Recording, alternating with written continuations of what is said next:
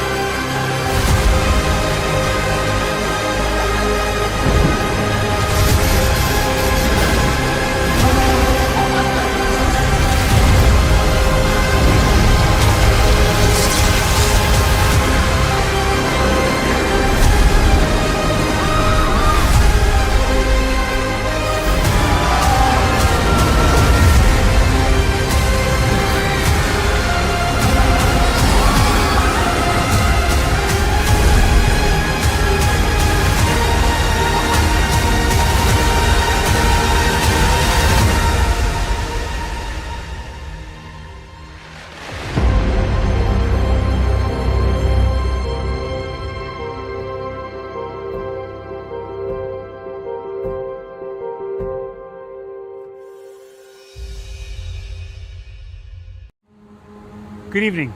My name is Mark Woodbury. I'm the chairman and CEO of Universal Destinations and Experiences. Well, we're finally here. Tomorrow we begin a new chapter at Universal Orlando Resort as we open Epic Universe. We built this place for you.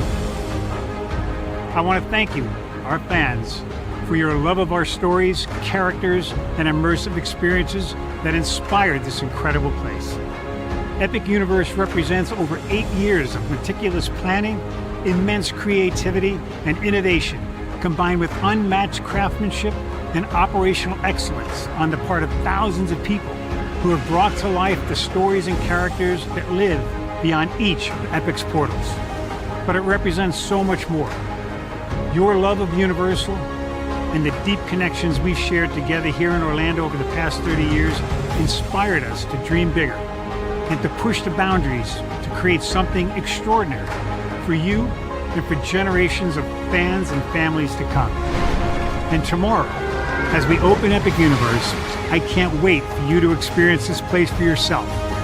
Now it's your turn to step inside, to lose yourself, and to share this place with the ones you love most.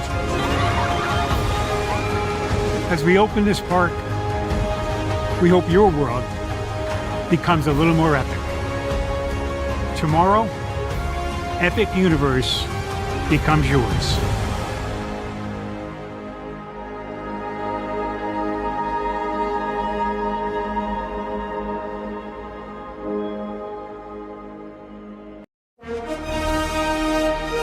Prepare for a journey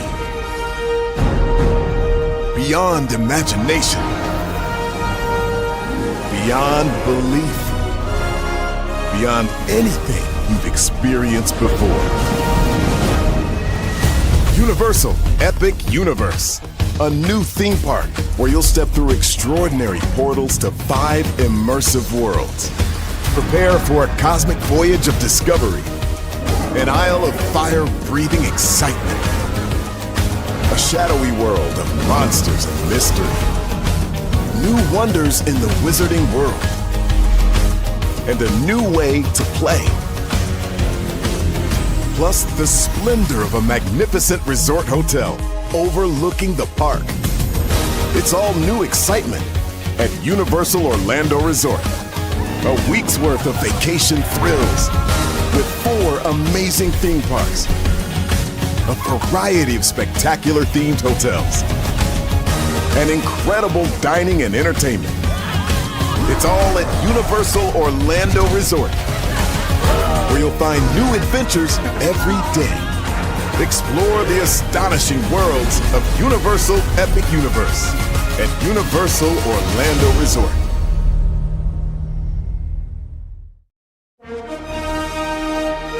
Prepare for a journey beyond imagination, beyond belief, beyond anything you've experienced before. Universal Epic Universe, a new theme park where you'll step through extraordinary portals to 5 immersive worlds. Prepare for a cosmic voyage of discovery, an isle of fire-breathing excitement, a shadowy world of monsters and mystery, new wonders in the wizarding world, and a new way to play. Plus the splendor of a magnificent resort hotel overlooking the park. It's all new excitement at Universal Orlando Resort. A week's worth of vacation thrills with 4 amazing theme parks, a variety of spectacular themed hotels, and incredible dining and entertainment. It's all at Universal Orlando Resort, where you'll find new adventures every day. Explore the astonishing worlds of Universal Epic Universe at Universal Orlando Resort.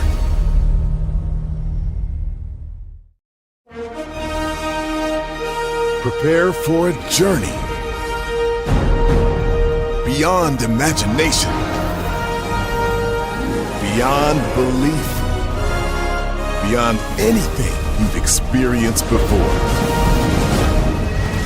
Universal Epic Universe, a new theme park where you'll step through extraordinary portals to 5 immersive worlds. Prepare for a cosmic voyage of discovery, an isle of fire-breathing excitement, a shadowy world of monsters and mystery, new wonders in the wizarding world, and a new way to play. Plus the splendor of a magnificent resort hotel overlooking the park. It's all new excitement at Universal Orlando Resort. A week's worth of vacation thrills with 4 amazing theme parks, a variety of spectacular themed hotels, and incredible dining and entertainment. It's all at Universal Orlando Resort, where you'll find new adventures every day. Explore the astonishing worlds of Universal Epic Universe at Universal Orlando Resort.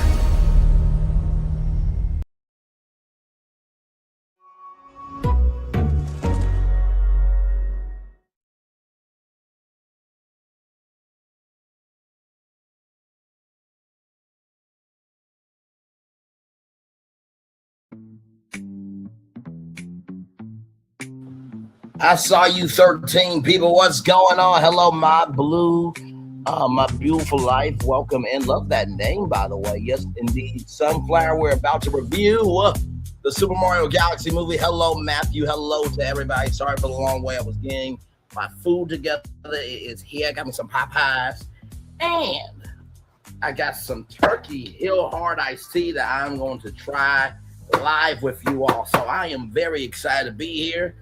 Y'all, listen, we're going to have some fun. This is my first movie review. I'm not going to lie to y'all. I'm kind of legit scared because, you know, everybody's been putting out their reviews and everything else. I have not watched any reviews because I wanted to see the movie for myself. But you do have an indication of potentially how I'm going to feel. I feel like this.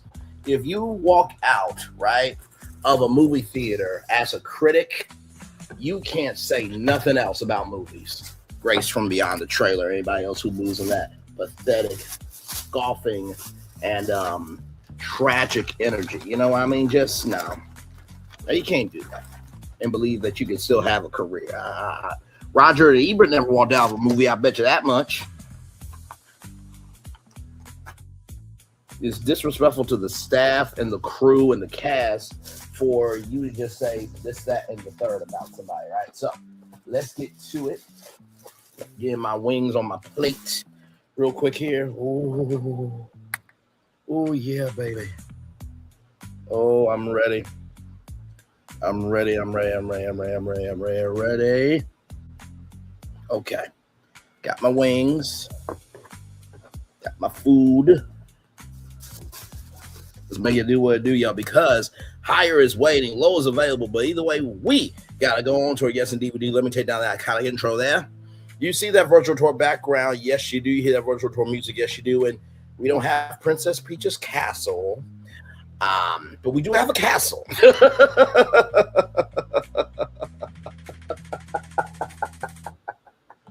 Yes, indeed. And then there is a me. Hey, everybody, welcome in. I got my Popeye's chicken. I have me a popcorn bucket. Hang on. There we go. I have my popcorn bucket right there. And then, of course, I have, ladies and gentlemen, Turkey Hill. Hang on. Y'all know how green screen works, right? Okay, hang on. Wait. There we go. Wait, hang on. Let me take down Phil's comment for a minute. Hi, everybody. right there. Hang on. Wait. There it is. Oh, nope. Nope. Do we get it? There we go. Turkey Hill Hard Iced Tea. I believe I'm the first one in Ohio to get. So shout out to Scarlet Beverage Brewing from my home state, Little Rock, Arkansas. I'm about to try this live with all of you for the very first time. So opening it up. Ooh, of course, peach is on top. Of course it is. Here is peach. I put them in the fridge so they are nice and cold. Let's get to it, everybody. Oh my God, I'm excited. Okay. So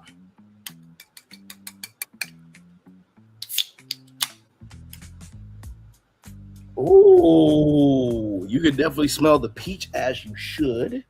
Cheers, everybody.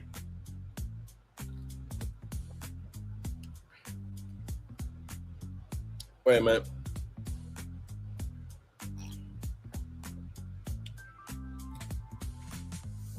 Wait, does this have alcohol for real? Hang on. That's smooth like butter. This is the peach flavor right here. Scarlet Beverage, you did your thing on this. Absolutely. Let's get to it, y'all. So, I have not had a Joe Beef chicken, but I've heard a lot about it. So, let's get started. So, with that being said, Super Mario Brothers movie starts off with an illumination opening, right? And so it's the minions making it do what it do. So there's one minion with a controller, and then there's the other minion that has the hammer. And the minion's going, and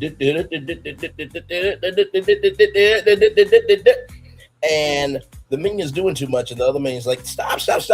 And the minion gets hit in the head with the mallet. Illumination! And so then, of course, the Super Mario Galaxy movie opens up, and literally the first part of the, movie, right, is Rosalina reading to the Lunas, right? And let me tell you something. For everybody saying there's no plot, this, that, and the third, it made $300 million in the U.S. and $600 million across the way overseas. If you did not have a childhood, if nobody loved you, and you were not born to be of anything of importance, leave the rest of us alone. Okay? Sincerely. So let's keep going. So we're into the Lumas, this, that, and the third, right? And everything in between. In addition to that happening, the brothers, hang on, wait, where are they? The brothers right there. They go to this temple, right? And so, the Lumas want to hear about the plumbers, this, that, and the third. And there's this big creature called Megalegs. And we don't know who's operating Megalegs. We don't. But somebody's in it. And it turns out to be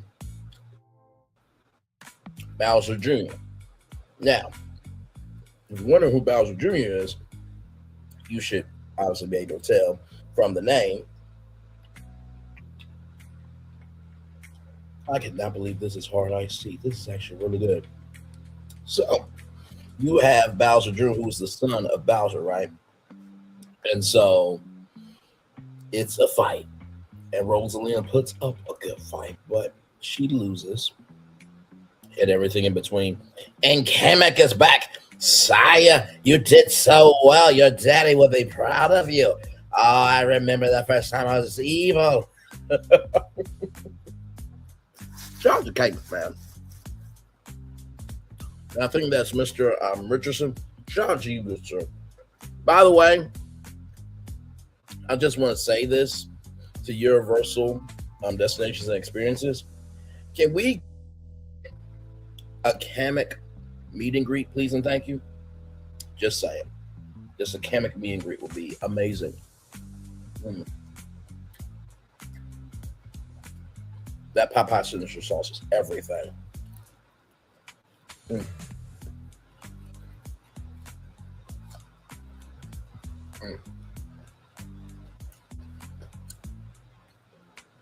So after all that, then we get to the brush. And they're making a do-what-do, right? And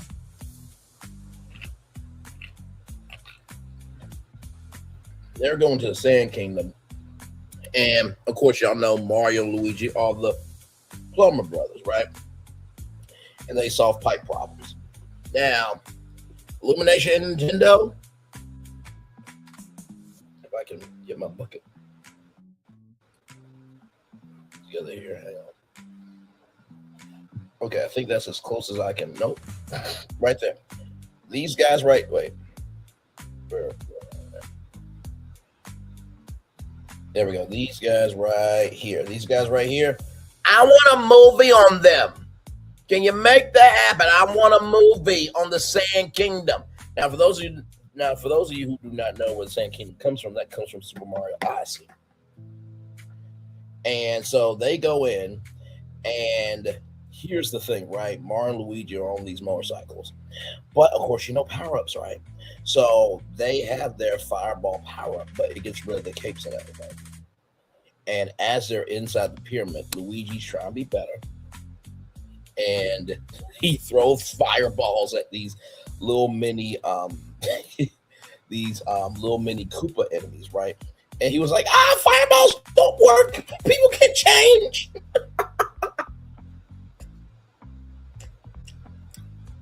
And so they get to the pipe. And they don't know who it is now. It looks like it's a monster, but it's not. And let me tell you something. The way that Mario and Luigi both reacted was hilarious. But then you see the green eyes.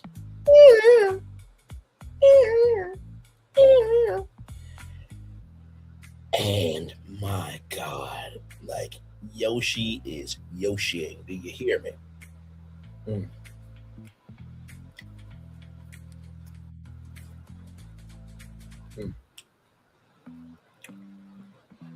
And so when Yoshi is found for the first time, Yoshi begins to tell his story, right? So let me pull that up.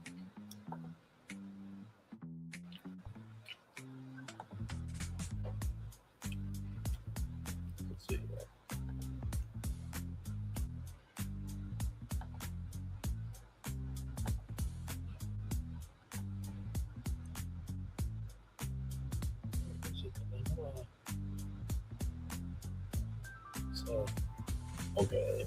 Okay.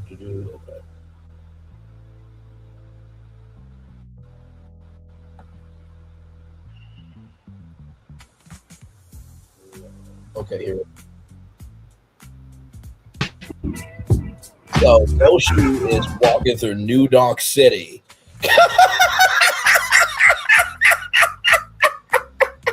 Of course, the dog from the first movie. As you can see, so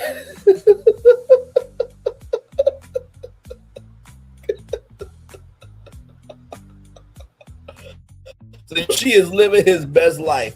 But here's the thing, because Yoshi can't talk, right? And Mars like, I think that's important, right? So then Yoshi comes out of the pyramid, right? And then, apparently Yoshi and the Star Kingdom people, they know each other like that. So then Yoshi, leaves, and Mars like, he seems like a good guy. And so then Yoshi steals Luigi's bike. He's like, he knows that's my bike, right? Now,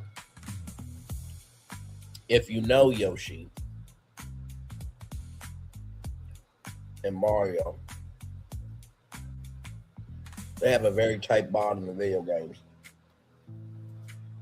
Where in one of the games you have to utilize Yoshi and drop him, right?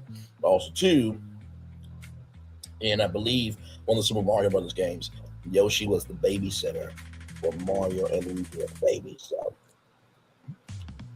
sorry, I was literally trying to get my food and everything before coming here to see y'all, but we got all that.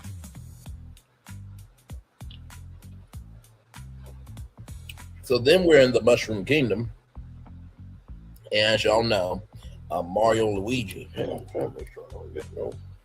to make sure I ain't got no food on me to save for later. But anyway, so we're in the Mushroom Kingdom now, right? And it is Princess Peach's birthday. And, they're getting ready, Mario, Luigi, and Yoshi. And so, they're doing this whole dance thing, and Yoshi's got the glasses on and all that stuff. Actually, let me pull it up.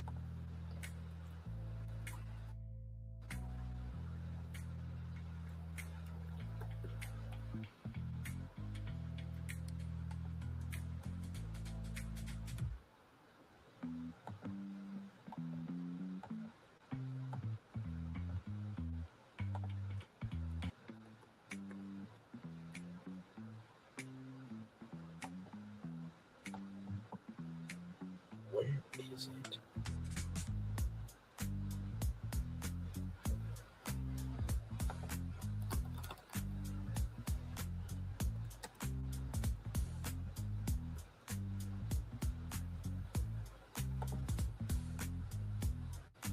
So right here, let me pull up this image right here. So these are the three amigos right here. Check this out. Let me pull this up. So these are the three amigos, and y'all, it's awesome. It is awesome. It is awesome. It is awesome. It is awesome. So Mario likes Peach, and Luigi is the older. I believe that Mario's the older brother. Luigi's the younger brother. But it's like, oh, you like your, and then Yoshi gets in on the fun, right? So then, Mario has a gift. So then Yoshi and them are going through the Mushroom Kingdom, right? And Toad is like, who is this? And if y'all know Yoshi, he likes fruit. Yum. And Toad's like, oh, great. So this green, dinosaur just shows up. He's part of the group. And it's just like, Toad, remember how, Mario didn't want you to be a part of the group in the first movie? Be nice, be kind, be cool. Okay. All right. So that was absolutely hilarious. So then Mario gives Peach her gift, and it is the iconic umbrella camisole, Toadstool saw, right? Where, when she, pops up and she lands with her umbrella, that's the thing, right?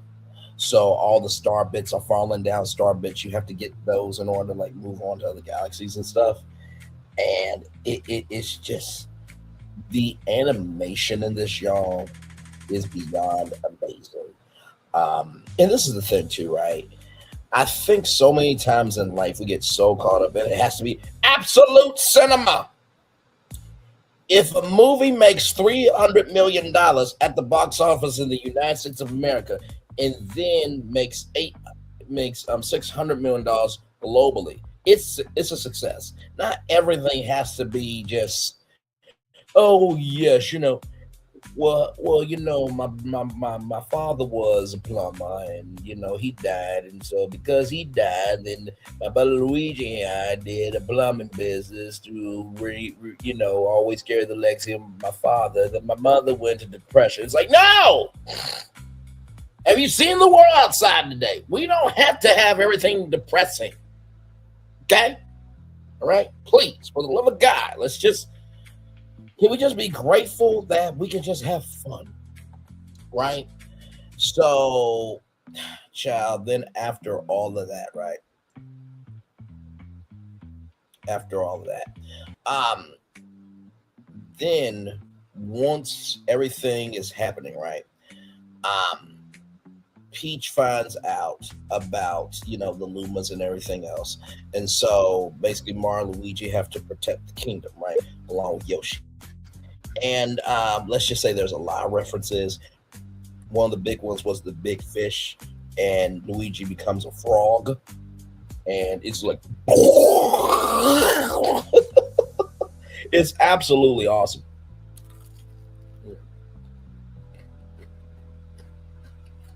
I do wish they put a little more sauce in this.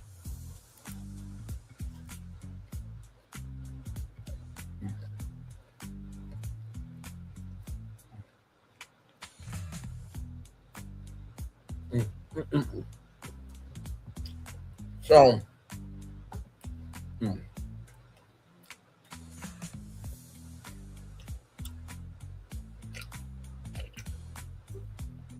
okay. Let me get I dropped the peach. Now I'm going to get the next flavor, which is raspberry. Sorry, y'all. Okay. Nope. Okay. So this is the next flavor right here. So in addition to the Super Mario Brothers, the Super Mario Galaxy movie, rather, we're also trying Turkey Hill Hard Iced Tea. So I tried the peach. Very good. This is the raspberry.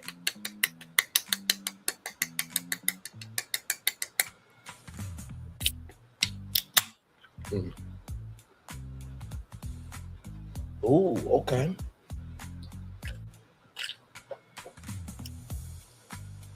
Ooh.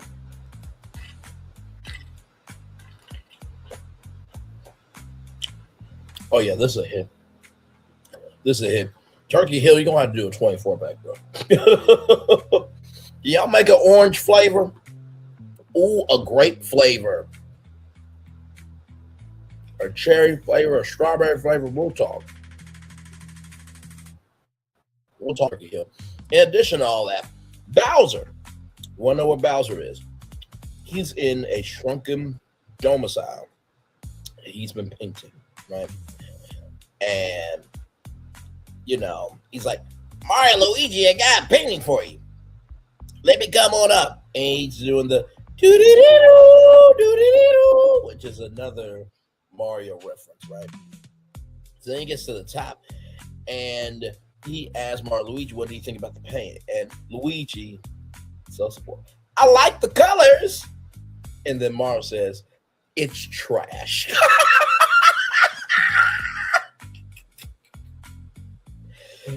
Mario is like that. I gotta tell you something. I believe Mario got some black in him. It's just like, bruh, I'm good to people until they're not good to me. And I'm not going to deal with this energy.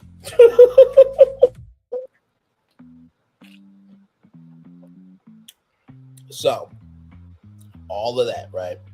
And then a little bit later on, as we see everything that's happening, right? Then,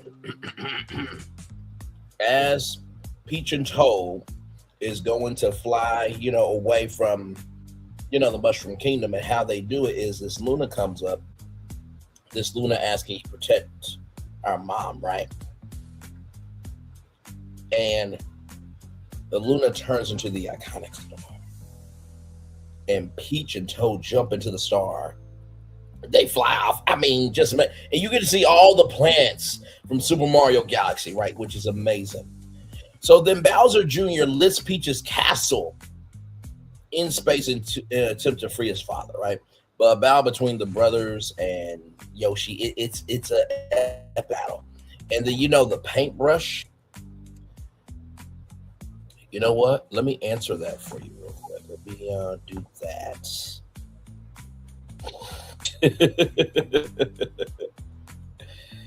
Oh my God. Oh man, the trolls are out, y'all. My Lord Jesus. By the way, I love my thumbnail. I'm just looking at it now. But sincerely, it's just like,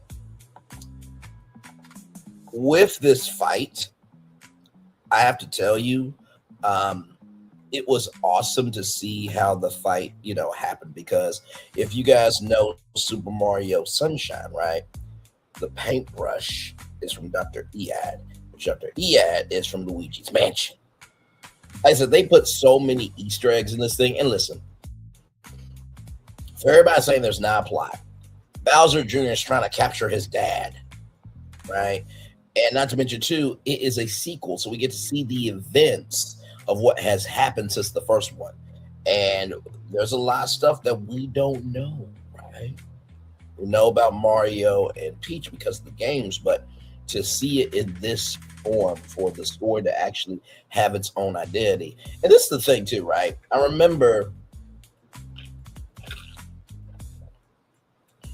this is so good. I remember...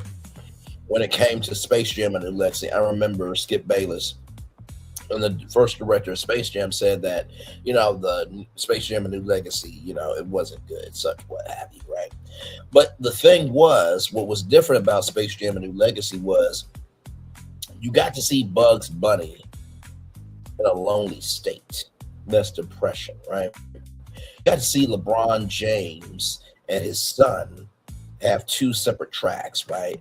In the first Space Jam, the internet wasn't as big, technology wasn't as big, and society, hasn't evolved in terms of how we connected as big as it did in that. And you got to see Dom, who wanted to be his own person. He created a video game, but his dad wanted him to be him. And you had Algae Rhythm and fighting against, your dad's legacy versus who you want to be, and then peer pressure, right?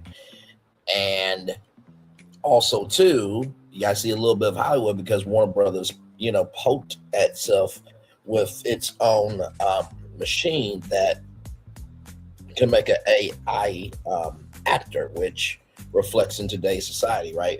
So there were so many different themes, Space Jam: A New Legacy, that people missed. And I don't understand how we say as society, be creative in movies, and then we attack creativity. I just don't get that. I sincerely don't get that at all. So, with all that being said, right, and what ends up happening is, as the castle's lifted up, right, the castle then drops, right? What comes up must come down. And so it drops into the honeybee, galaxy, right? And Bowser breaks out of that, right? And Bowser wants to be big again, but Mario's like, no, I know your history, I know who you are, and I'm not here for it. Like I said, Mario is black. So then Luigi, being the ever naive brother, we started a book club together. Luigi, Bowser is tolerating you so he can be evil again. You do realize that, right? So then, Bowser is taunting Mario, hit me. And so Mario does what he does, not realizing Bowser is big again. And Bowser says, You have my blessing. I will be your protector. I'll be your provider, and I will protect, profess. I'll be your protector. I'll profess, and I'll provide. Right, all that stuff. And so the castle is pretty much damaged. Right. You just have one job: protect the kingdom. But then again, this is the Mushroom Kingdom, so I mean, who knew that Bowser Jr. was going to come back for his dad? Who knew that he had a son, right? And we don't know who the mother of Bowser Jr. is, because if you know it's Super Mario Sunshine, don't take my mama Peach away.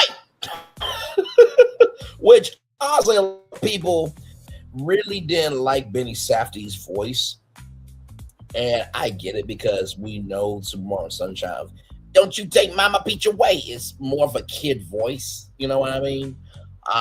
I would have liked that, but also too, a 6-year-old, 8-year-old sounds like that. So I guess they were trying to age him up a little bit because, like I said, this is the Nintendo Cinematic Universe, the NCU. So they're trying to make it do what it do and have pathways for future movies, right?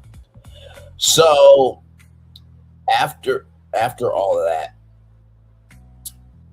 the queen bee is making all these bee slaves. Now, I know that the women in the theater will probably say, like, yes, a queen is putting all these men as slaves. And it's just like, you do realize slavery is slavery, right? Okay. All right. You don't know anything about the bee movie. You should watch the bee movie. Or a lot about bees and the classes of the bees.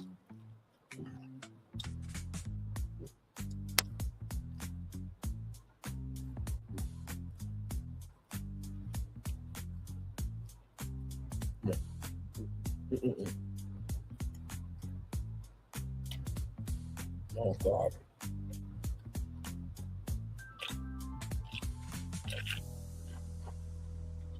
So then with the queen bee, somebody has to pay the price for the Bumblebee Galaxy.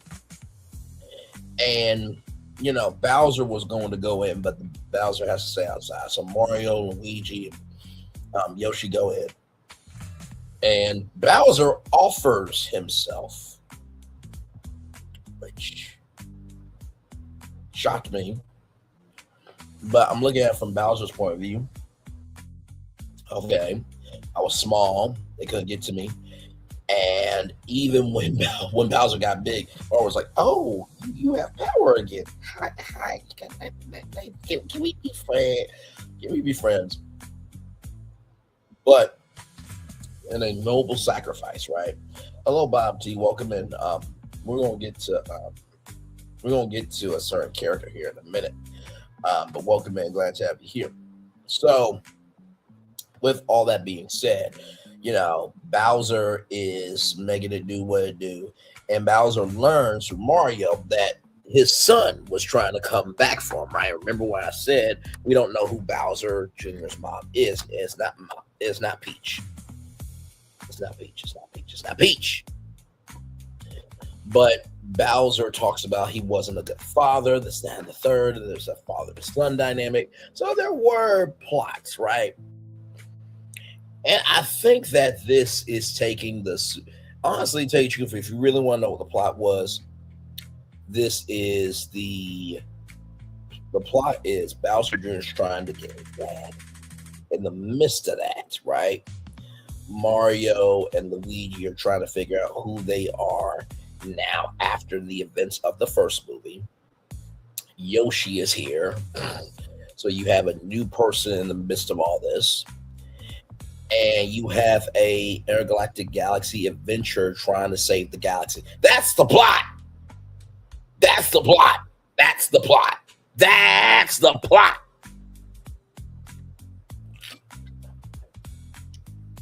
I still cannot believe this is hard iced tea from Turkey Hill. And y'all, it's 5% alcohol, by the way.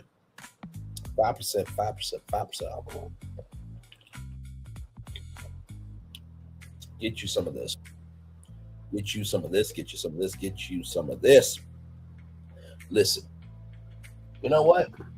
Y'all might need to just do, I don't know if you can, but at like different clubs and bars.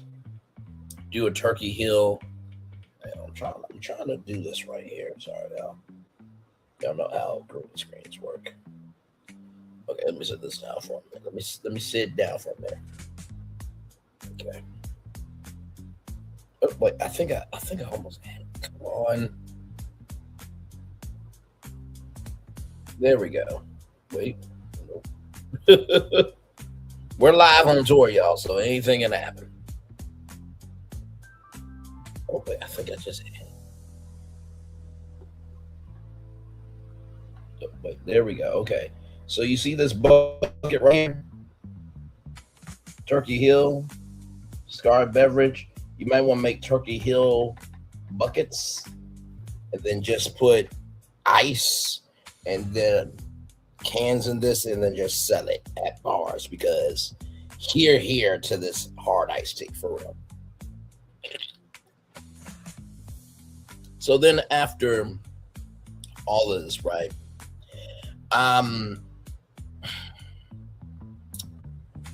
In the Gateway Galaxy, right? So Peach and Toad, they land in the Gateway Galaxy. And Gateway Galaxy is basically the airline, supposedly airline quote, to quote speak, your way to go through the world of Nintendo, right?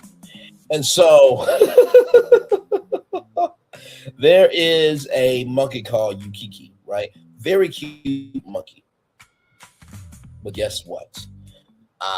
The monkey steals it to a casino. And this casino, y'all, excuse me, it's a freestanding casino. It's spinning 360. Some of the holograms are like Nintendo 64 logos and stuff, but it's absolutely incredible. Incredible, right? So they are running, Peach and Toad, they're running, and they go through this wall, and it's like this whole other world, right? It's like where the villains lie and everything else. It's really, really cool. So they're outsiders to all this, right? And so basically, this casino is from Super Mario. Is from Super Mario Sunshine. By the way, I just want to say this, right? You see so many different references. The Piatas from Super Mario Sunshine, Al Delfino. I'm like, oh my God, Super Mario Sunshine has to be the next movie. It has to be. It has to be. You went to the galaxy. Now you need a vacation from the galaxy. And Super Mario Sunshine has to be the next movie. It has to be. It has to be. It has to be. Okay? It has to be. That's the next line. Okay? This is a Nintendo Cinematic Universe. Okay? So you have all of that, right? You also have the Widows and Gemos from the Galaxy games, and the Yuki Monkey who appeared on Yoshi's Island, right? So the enemies are popping up. There's these black black mask enemies, and you see every enemy playing, right? Class, roulette, the slots and everything. And let me tell you, Birdo is in the movie. Birdo, who, falls in love with Yoshi and all that stuff. Not in this film, but Birdo is there. And Wart is from the Super Mario Galaxy games. And if you listen, you hear a song. You hear a song. Let me see if I can do this real quick here. Give me a moment now.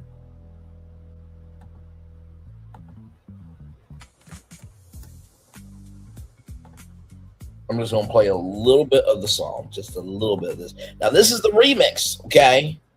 I think this is the best one. The original is the original, but my God, this one right here. Here we go.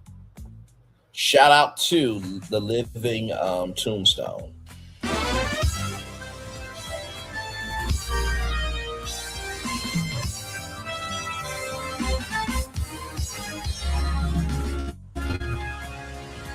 Here we go, on the rails. Don't you know it's time to raise ourselves? It's freedom like you never knew. Don't need bags or a pass. say the word, hope be You're in a flash. You could see my You head, had it talk to you. Oh, we could do all the the way way to the to moon from this crazy, crazy wacky world. Jump Jump with me, grab grab hold toys of with me. me. Oh, Ah, here we go. It's time to It's jump time in the air. So you hear Jump Up Superstar. You hear Jump Up Superstar just a little bit. By the way, shout out to the Living Tombstone for doing this remix. Y'all, 66 million views on YouTube. 66 million views. 66 million views. Okay. So you hear Jump Up Superstar in the background. Now, I do believe also, too. Ooh, excuse me. Sorry, y'all. I do believe in this film you also do hear a reference to Peaches, right? And when I watched the film, Bowser did not sing a song. But also, too, can we talk? Can we talk?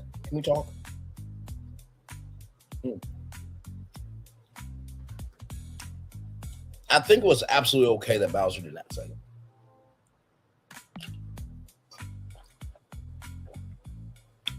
I think what people tend to miss about movies, and I'm saying this from my media perspective, right?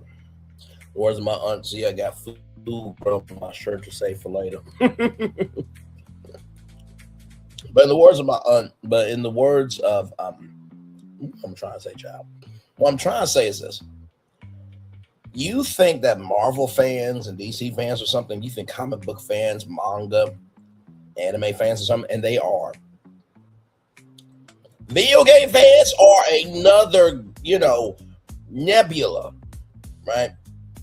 But I think people forget that if they put all the lore into this film, it would be a 5-hour movie, right? And so I just talked about this with a woman named Sonia, I believe. Sonia Koshani. She wrote a book called Fashion Killer.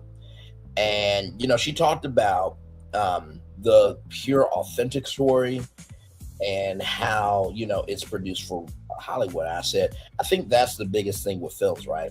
It is, how do you give a pure story, but it's still consumable for the audience?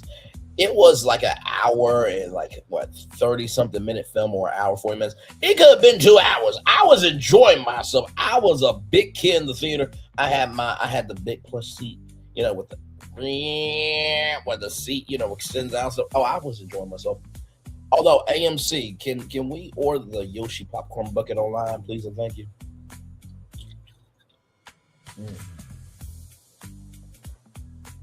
Okay. So I've tried the peach. I've tried the raspberry, right here. Now it's time to try the flavor of flavors that's in every tea. Lemon.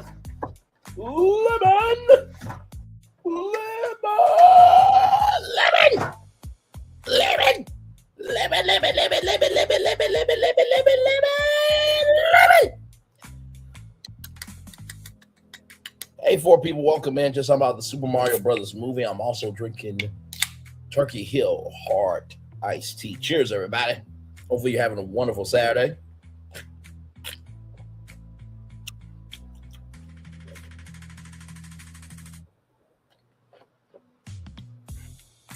Wait a minute. You know what? I love all 3, but this lemon is hidden. This is a very smooth Arnold Palmer. Oh my God. Y'all, those were just 3 cans. There's 12. Oh my God. So let's continue with our review, right? So Wart gets his behind, whooped, right? And guess what? He reveals that Rosalind is in the space joke galaxy, right? So then Mario, Luigi, and Yoshi reunite with Toad, and they've hired pilot Fox McCloud, who is also known as Star Fox. Now,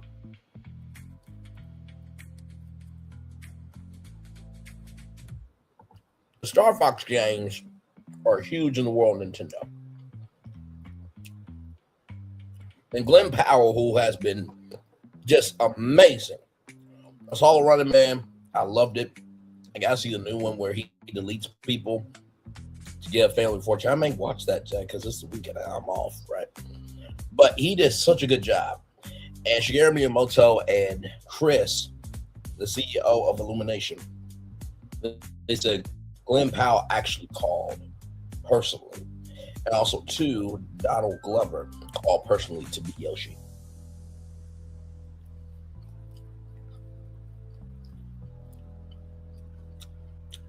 And like I said, this is not Marvel. I was about to say, this is a Nintendo Cinematic Universe, right?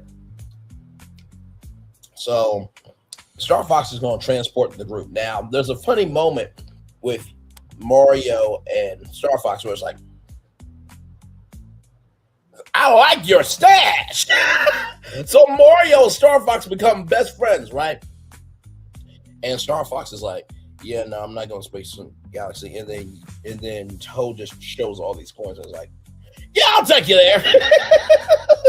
Star Fox also got some black in it. Listen. So then, after all that, Bowser Jr. gets his dad back. And I swear to God, that signature sauce, Popeyes. The signature sauce does a lot. Yep.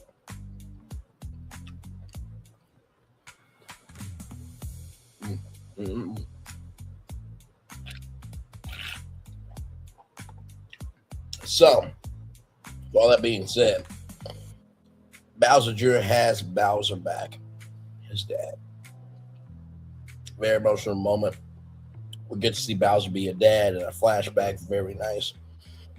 And there is a fight that's going on between Star Fox and Bowser Jr. And Bowser's like, hey, I know that I told you we destroyed all that are against us, but they're my friends somewhat.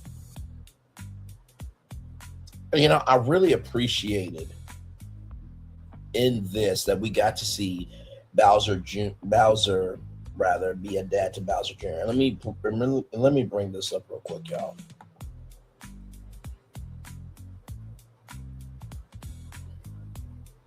Let me bring this up. Hang on, give me a moment.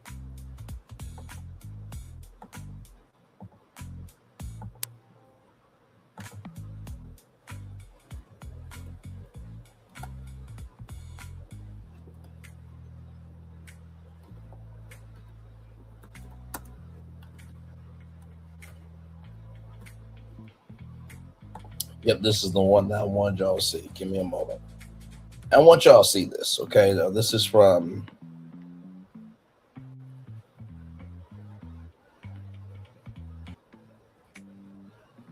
Actually, you know what? I'm going to show both videos. Why not?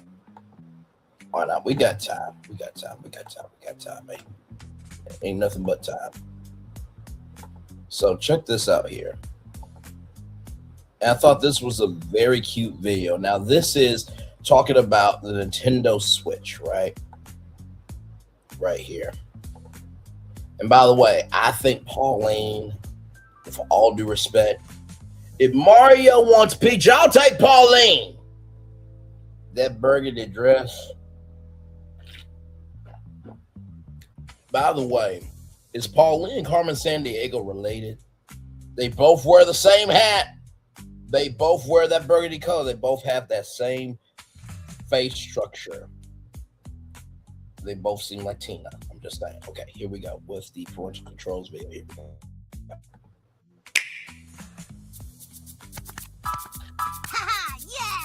It's good to play games. Now that's it. Now that's his voice. I want y'all to hear that 2 more times. Yeah. 1 more time.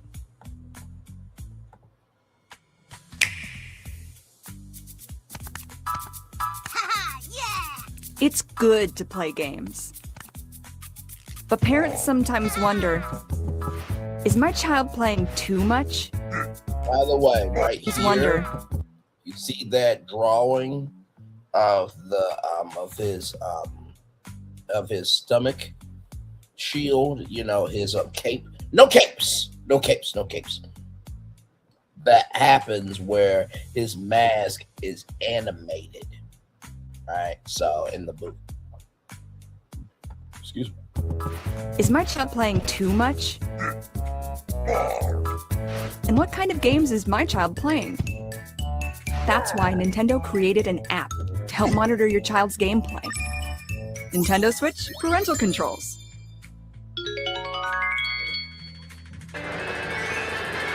Games are supposed Look to at be fun, Bowser. but Upset. sometimes it can be a source of friction.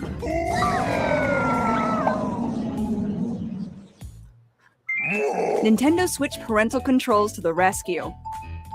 Just set an amount of playtime and the system will let your child know when time is up, even when they're busy Bowser leading the being pack and responsible. dodging banana peels. Just keep in mind, your parental control settings apply to the system, not individual players. Uh-oh. Looks like the message didn't quite get through. But the parent can see that he's not following the rules. There is a function to have the system go into sleep mode when it hits the time limit, but it's kind of a last resort.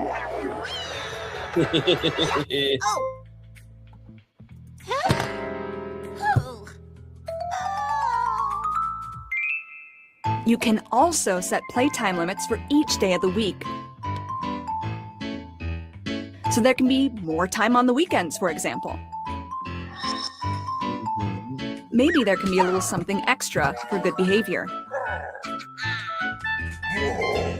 Or maybe not.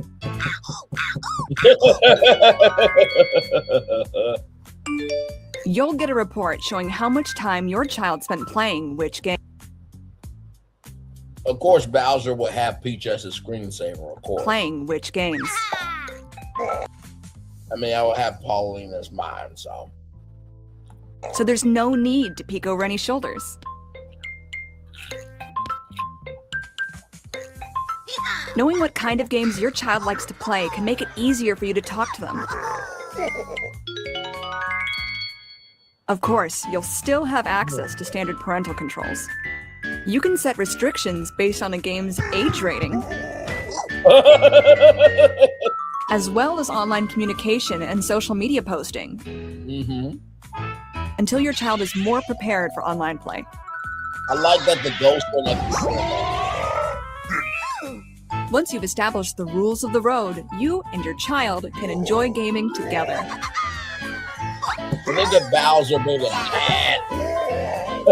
Nintendo Switch parental controls. How cute is that? We'll watch that one too. So then here is it. Here it is for the Switch 2. Here we go. Okay, here we go, y'all. It's good to play games. But parents sometimes wonder, is my child playing too much? And what kind of games is my child playing? That's why Nintendo created an app to help monitor your child's gameplay. Nintendo Switch parental controls. Lucky Hill, you did your job. Scarlet Beverage, you did your job. Games Yes, are indeed. supposed to be fun, Hey, Colton, good to see you, good sir. but sometimes it can be a source of friction. Nintendo Switch parental controls to the rescue. This lemon right here is my favorite thing. Just set an amount of playtime, and the system will let your child know when time is up, even when they're busy leading the pack and dodging bananas. Keep in mind that some parental controls apply to the system, and some are customized to apply to individual players. Uh-oh.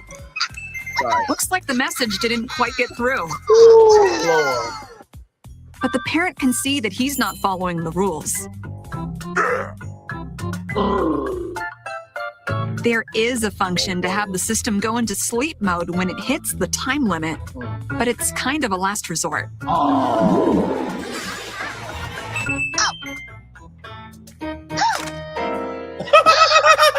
Look at Bowser Jr. You can also set playtime limits for each day of the week. So there can be more time on the weekends, for example. Maybe there can be a little something extra for good behavior. Or maybe not.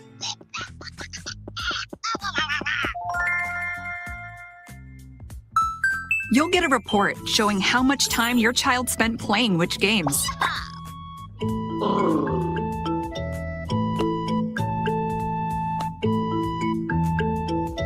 Knowing what kind of games your child likes to play can make it easier for you to talk to them.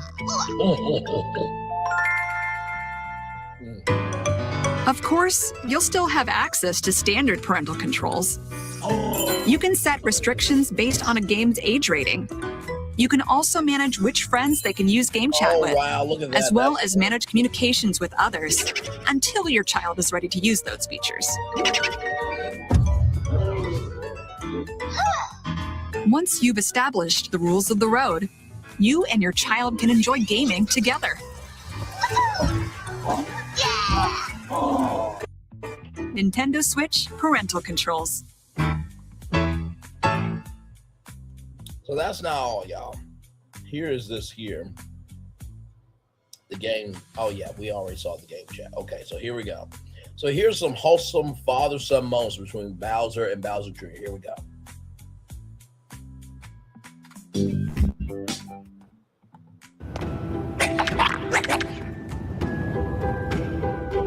By the way, those are dry bones, in case you do not know the lore. Shout out to Nintendo Unity. All kinds of flowers started blooming once this place warmed up, and one day Bowser Jr. put together a bouquet of them for his dad. Well, the dry bones characters seem really comfortable. Like, I know they seem scary and stuff, but they really do seem like very good. Now, this is from Bowser's here.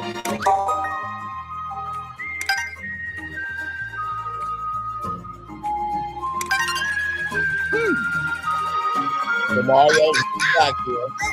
He doesn't want to help his dad. He doesn't want to help his son.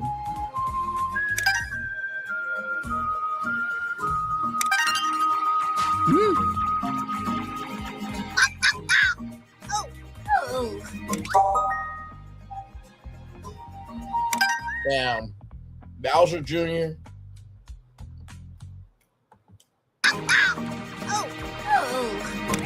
This is very rude to say. I never asked for your help, never ever. Now that's very rude. That's very unkind, and that's very thirsty toxicity energy. Okay, you're bigger than thirsty toxicity will never be, but that's not nice. But I also understand here, as you can see with the facial expression, that Bowser Jr. really needs his help, and the only way for his dad to get where he needs to be is for Mario, because Mario and Bowser have a relationship unlike anything else. So, very vulnerable, Bowser. Mario.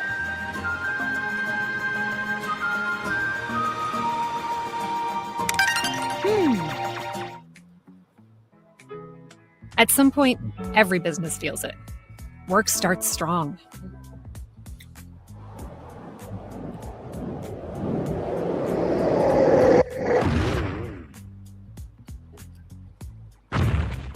There's Bowser.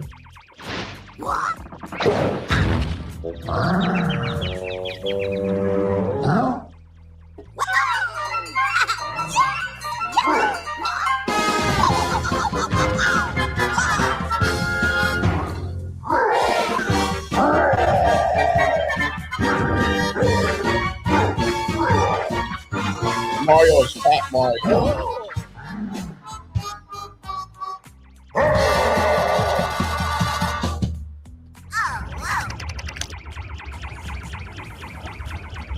And what's Papa going to say when he comes home to find a giant energy dragon hanging out in his castle? So Bowser Jr. been caring about his Papa's castle, but it's like, y'all are Koopas. Dragons are like creatures by association in the same family as fantasy creatures, so I don't think your dad would be too upset.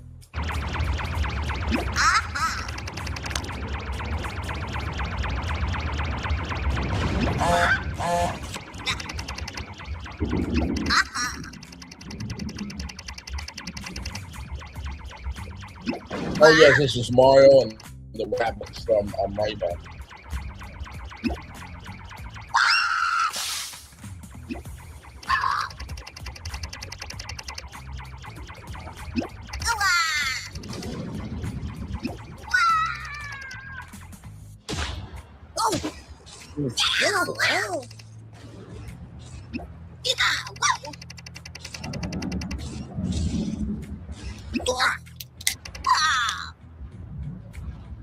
Look, I can't promise. Hang on, let's go back. No, we're going to get back to the review, y'all. I'm just giving y'all some context, conjecture, and connection on who Bowser Jr. is and his dad.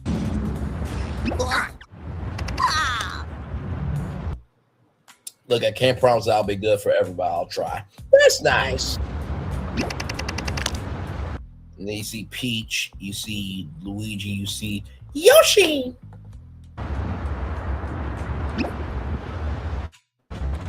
Yeah. Wow. I mean, unless you take the fall from me, I mean, he already hates Mario. So, wow, bro, that's not cool at all, man. Like, you're supposed to be responsible, Bowser Jr. That's not cool, man.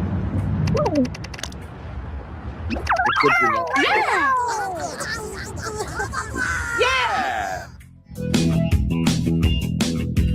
Right here, wrong about Bowser Jr. as a prank.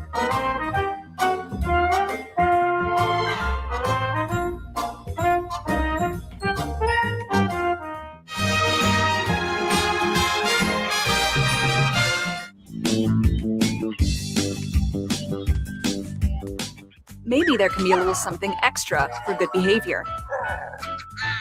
We always saw that. Or maybe not. So here's the Monster. For multiplayer games, each player can grab a Joy-Con controller. So both of you can share in the fun. Look at that.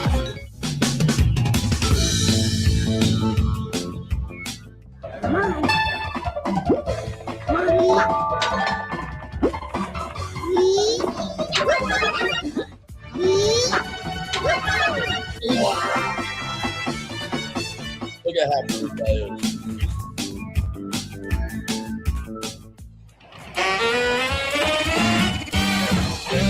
Now, a shout out to Nintendo Unity for this video. Great job, great job, great job.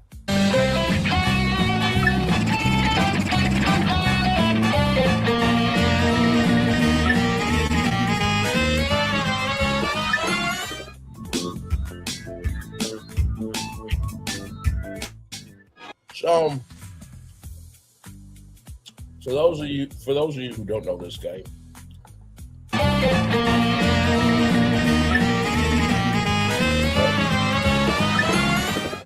now this game I believe was on what, Nintendo 3DS, and it was inside Bowser's inside story. So Mario and Luigi go inside Bowser's stomach to save him, right? So let's keep going.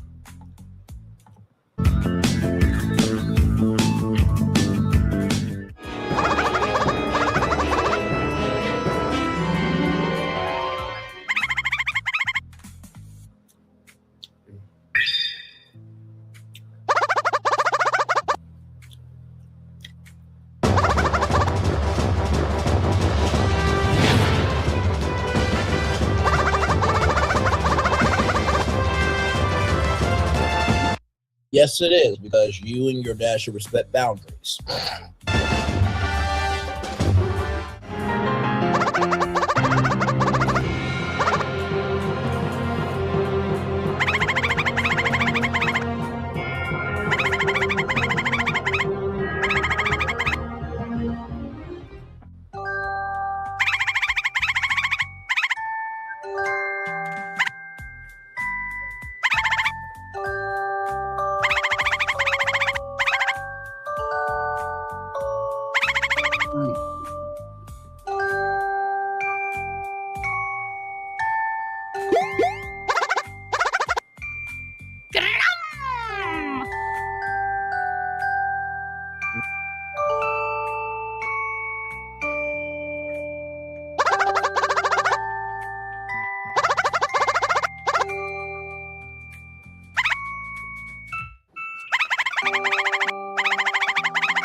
Look at that.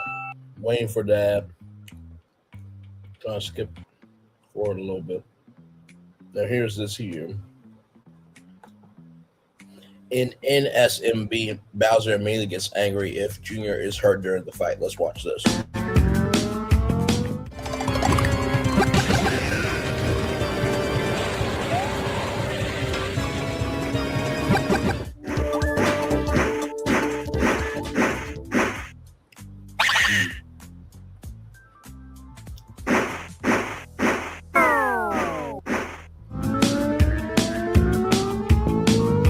That's a lot of weight. No wrong with Bowser being a fat boy, but just saying.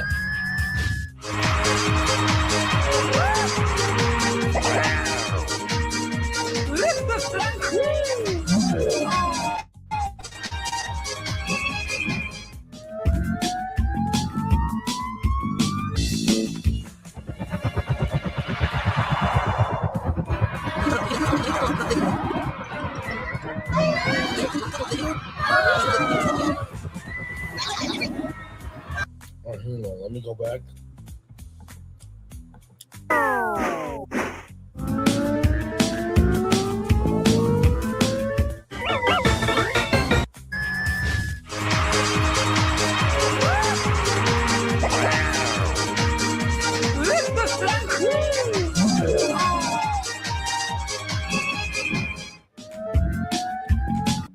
Oh yes, this was another good game. Mario and Luigi Brothership. This was a great game. It was on the Nintendo 3DS as well.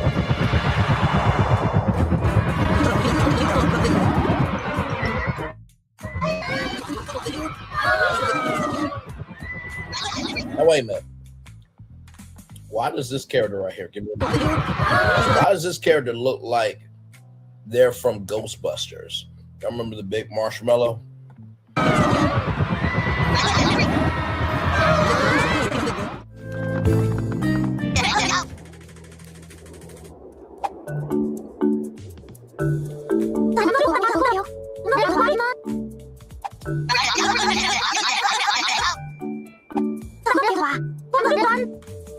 So those two are friends. Let me read it as Kamek.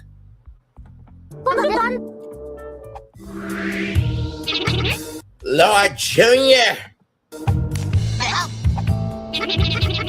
Lord Bowser is very strong. Yes.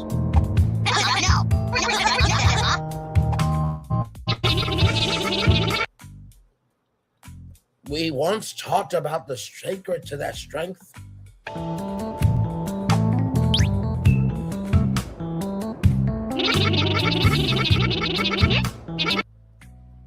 His strength flows from his minions, and their strength flows from him. Love and trust are the keys. True allies are with you for life.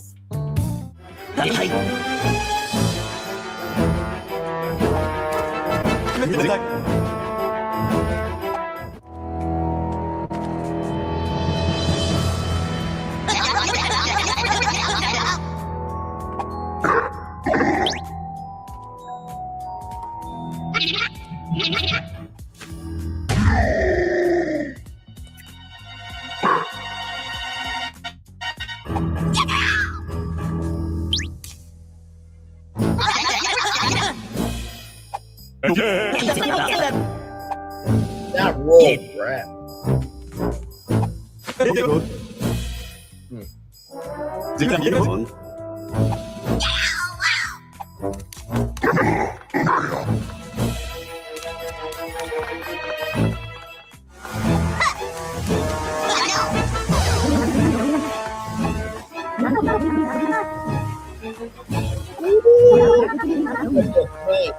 Is boy, oh my.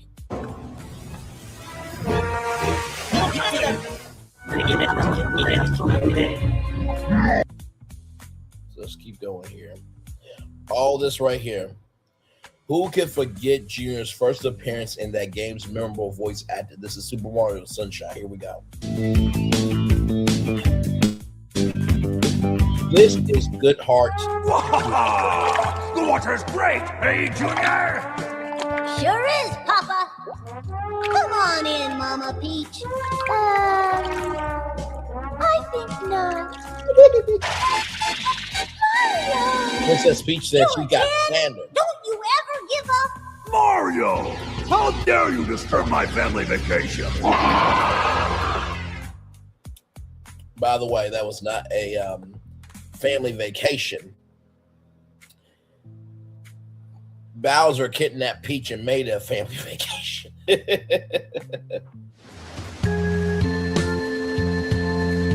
Junior, I've got something difficult to tell you about Princess Peach. I know, she's not really my mama. You see the shocked face?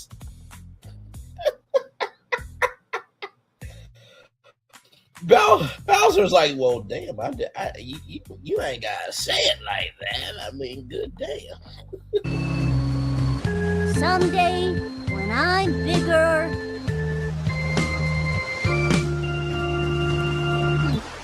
I wanna fight that Mario again. That's right, boy.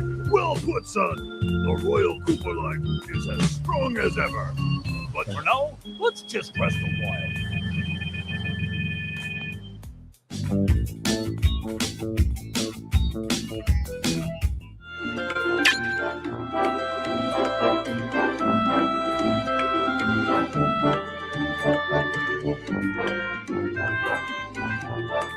Bowser's beloved spoiled son sports a bandana with a large mouth drawn on it, just like the large mouth that was drawn on his bandana over his mouth.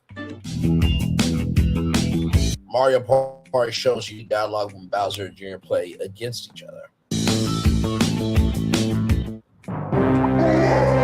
And then we're going to get back to our movie review, everybody.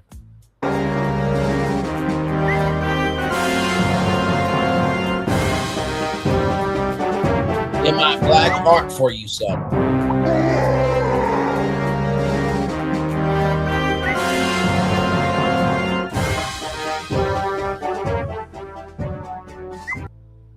Another upload, another flop.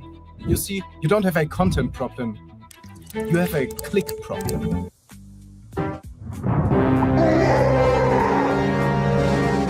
And by the way, when Bowser Jr. dies or Bowser Jr. dies in the video games, they become dry bones.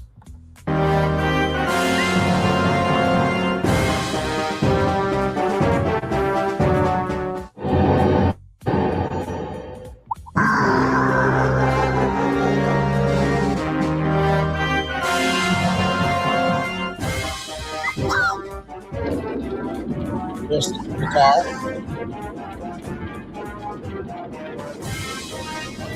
There's the Koopa car that I did it. Now, Universal, can you do something like this where Bowser is like a animatronic flying through the sky? That would be cool to see at Super Nintendo.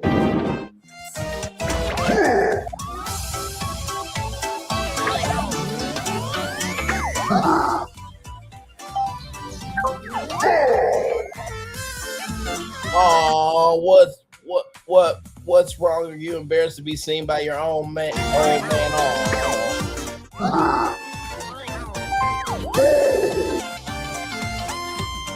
Bowser happy.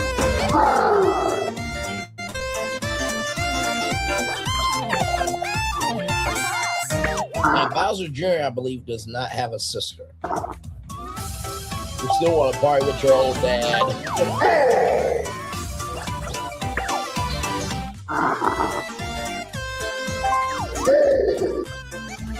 Let's go tear it up. Now I believe Bowser Jr. is like 6 years old, so Bowser and Jr. tearing it up should not be happening. A 6-year-old should not be tearing up with a 30, 40-year-old man. Just keeping it a buck. I'm so relaxed with this hard iced tea, y'all. Oh no!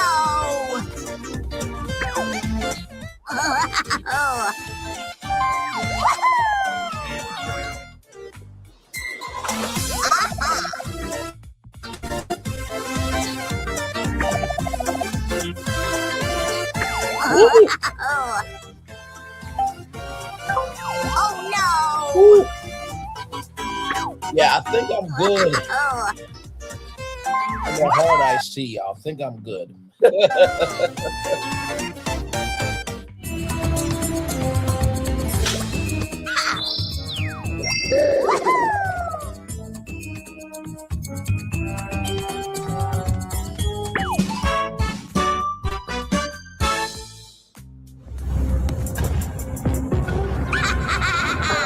Mario Party, or I think it's the Nintendo Switch edition of Super Mario, of Mario Party, rather.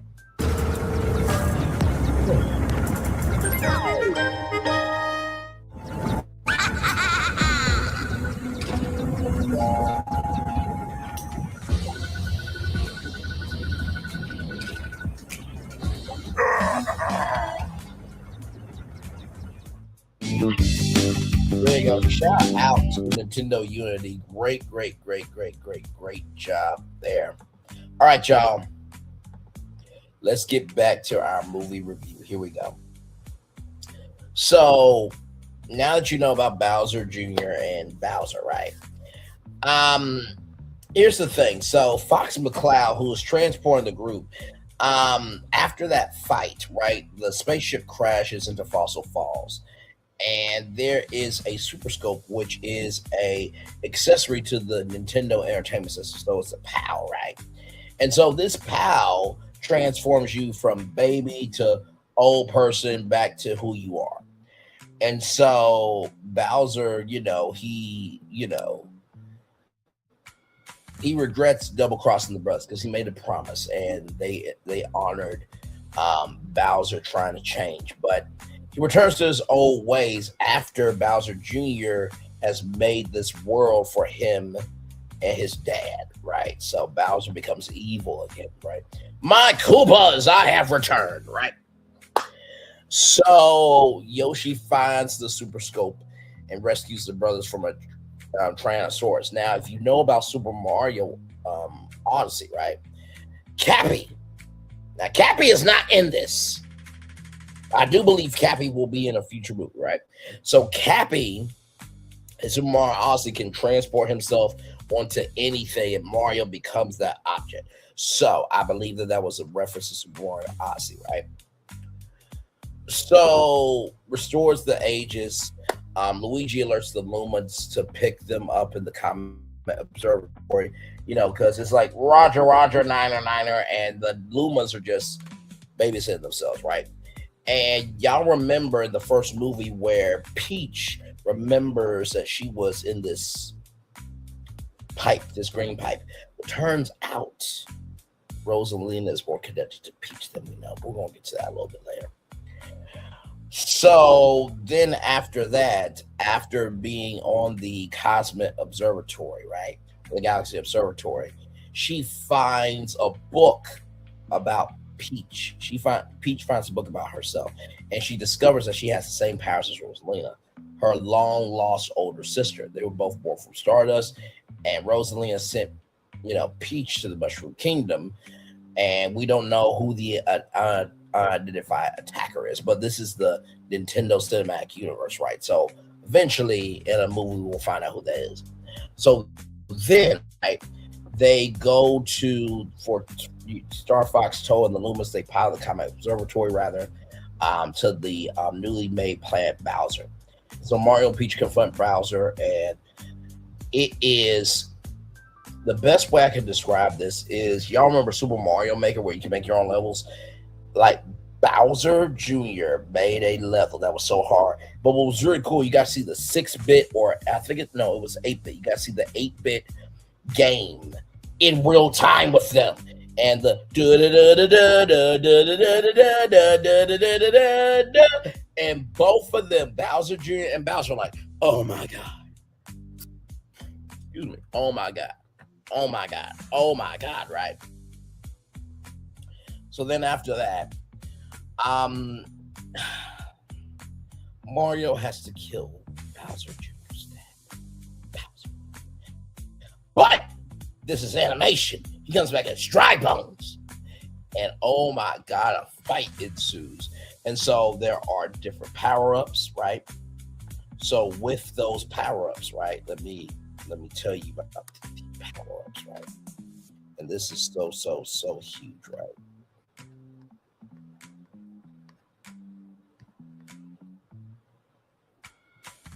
Like I said, there's so much that happened in this movie. Like, I hope I'm doing a good job of recapping the film for you all.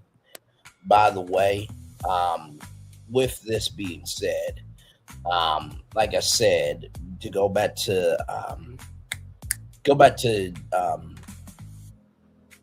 the Galaxy portal, right, where you Gateway Galaxy, you get to see the Pikmin, right, and you get to see Rob, who says, "It's right over."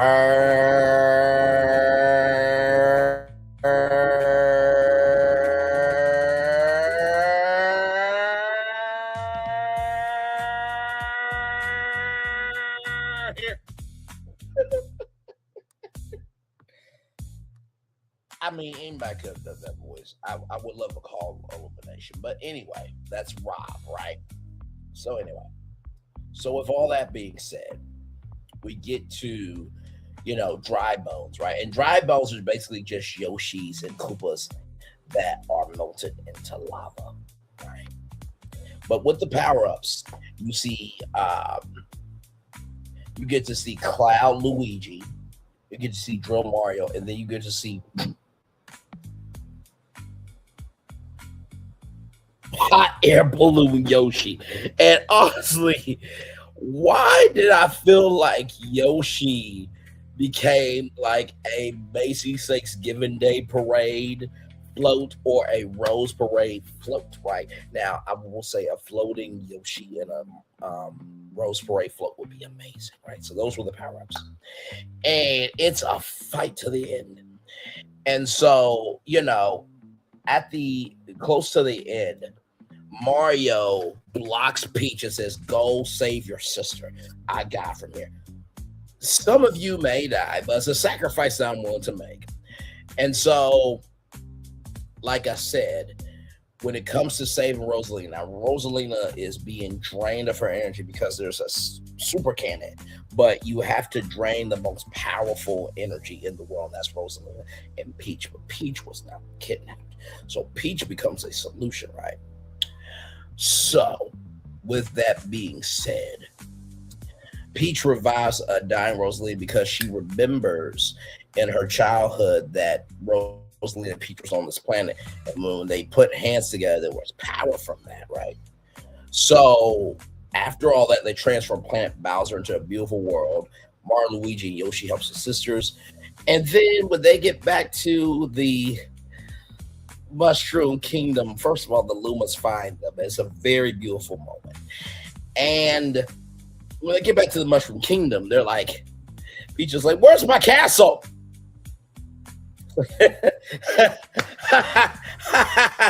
Funny thing, the castle was screwed over by Bowser Jr., right? So then it's this 8-bit montage of trying to fix the castle, right?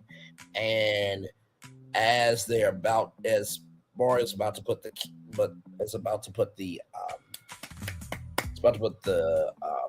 flag back on the castle, right? Peach kisses Mario's thanks. Fox sends the Bowsers to prison, right?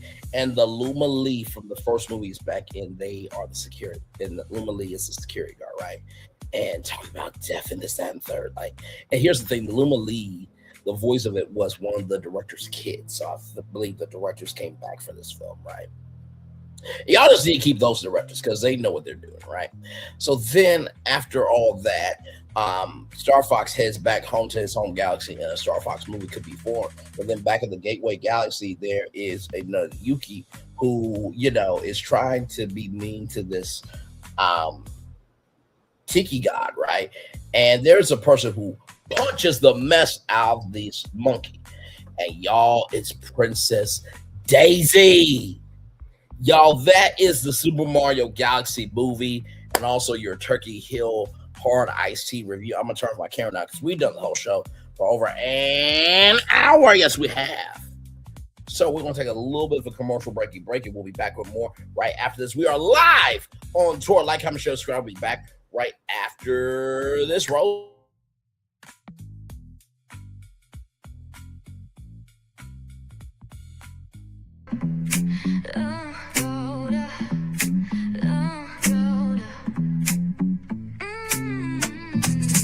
Lights go low, the city goes high. Stories untold under moonlit skies. Braylon got the vibe, got the flow for the culture. Yeah, you already know. Turn it up, lean back, feel the breeze.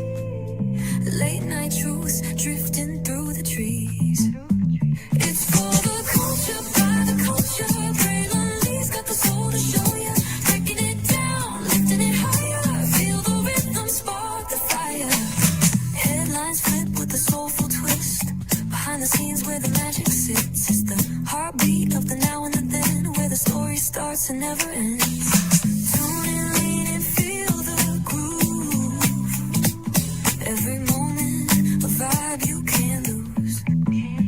It's for the culture, by the culture. Braylon Lee's got the soul to show ya. Breaking it down, lifting it higher. Feel the rhythm, spark the fire.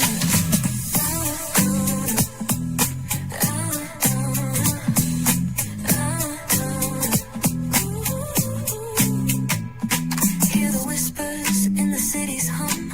Echoes of stories where we're from. A beat, a step, a voice so clear. The pulse of us, it's all right here. We got soul, we got flavor. Every moment is a savior. Every experience is an overcomer. Turn it up, feel the glow, let the rhythm flow. Spotlight shining, we in the zone. This is the place where the culture's grown. Stories untold, now they're coming alive. Braylon Lee got the vibe tonight. One thing to know and two things for sure.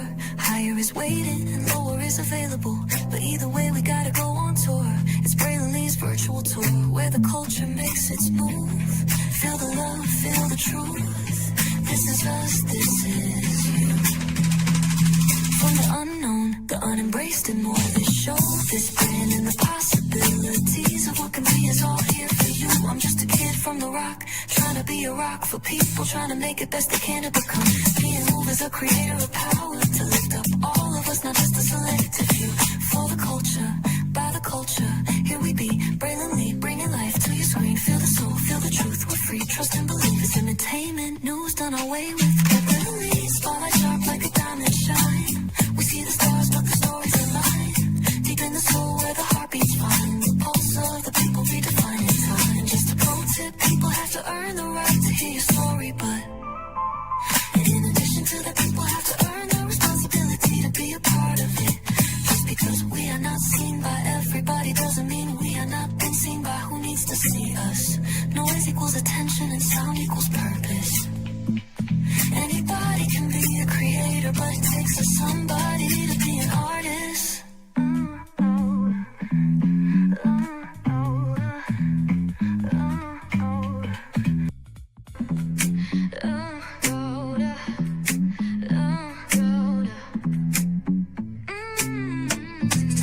Lights go low, the city goes high.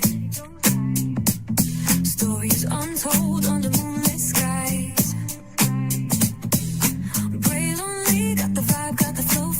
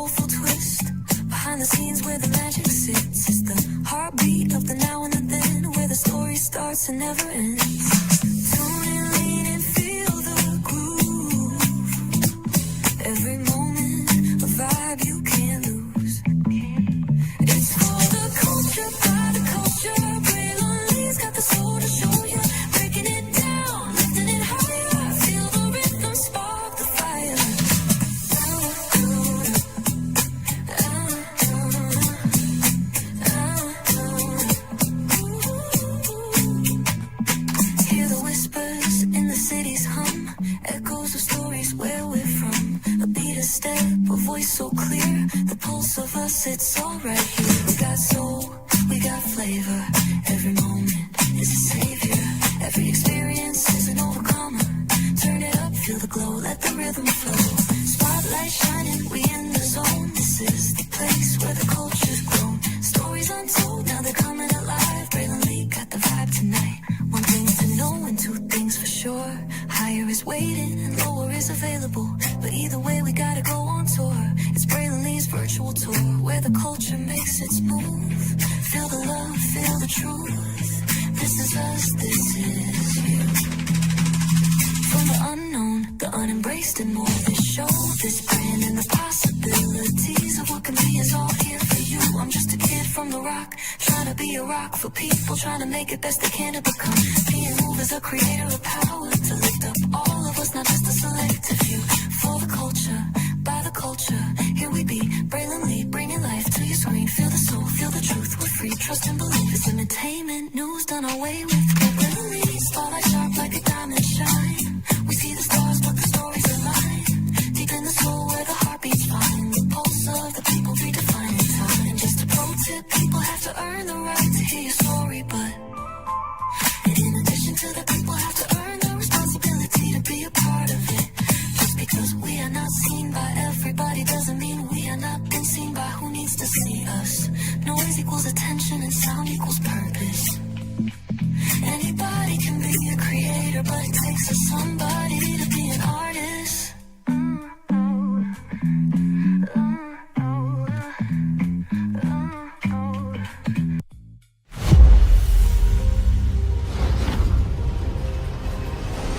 Beyond this gate, find gardens green and epic worlds to fill your dreams.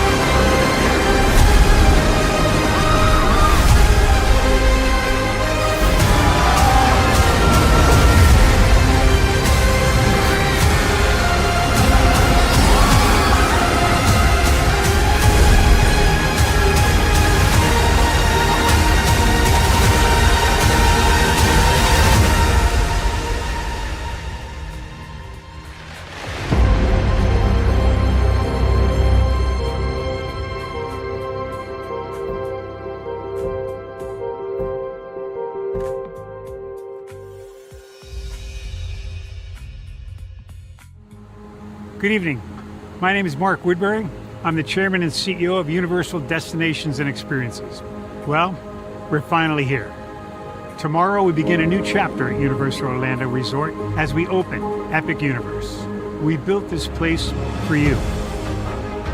I want to thank you, our fans, for your love of our stories, characters, and immersive experiences that inspired this incredible place. Epic Universe represents over 8 years of meticulous planning, immense creativity, and innovation, combined with unmatched craftsmanship and operational excellence on the part of thousands of people who have brought to life the stories and characters that live beyond each of Epic's portals. But it represents so much more.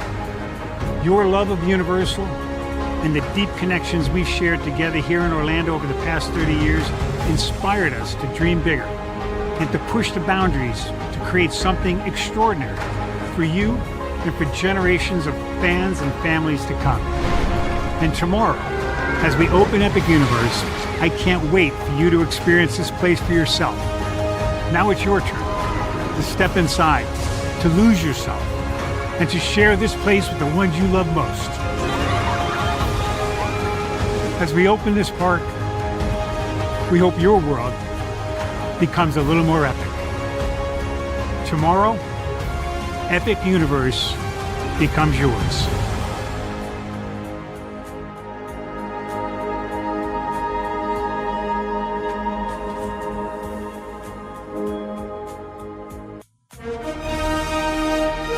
Prepare for a journey beyond imagination, beyond belief, beyond anything you've experienced before. Universal Epic Universe, a new theme park where you'll step through extraordinary portals to 5 immersive worlds. Prepare for a cosmic voyage of discovery, an isle of fire-breathing excitement, a shadowy world of monsters and mystery, new wonders in the wizarding world, and a new way to play. Plus the splendor of a magnificent resort hotel overlooking the park. It's all new excitement at Universal Orlando Resort.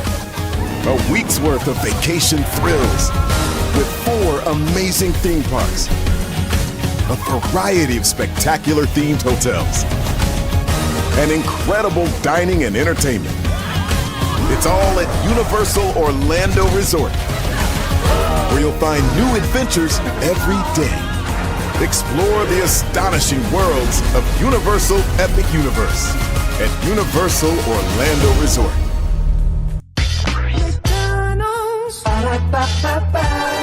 I'm loving it.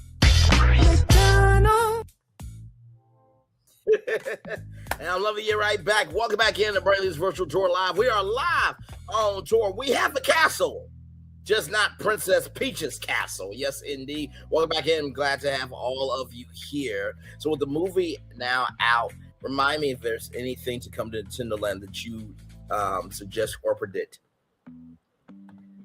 Hello, Phil. I am Kamek.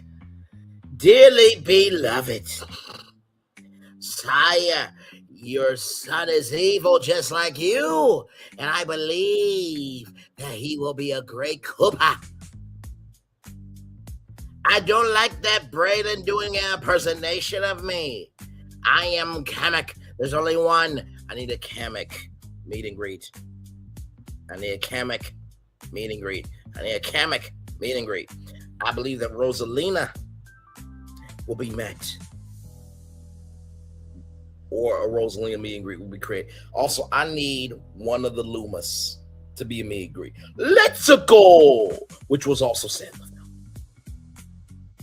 I see so many pathways. And you know what's funny? Remember when I did the attractions ideas? Actually, let me bring it up real quick. Give me a moment.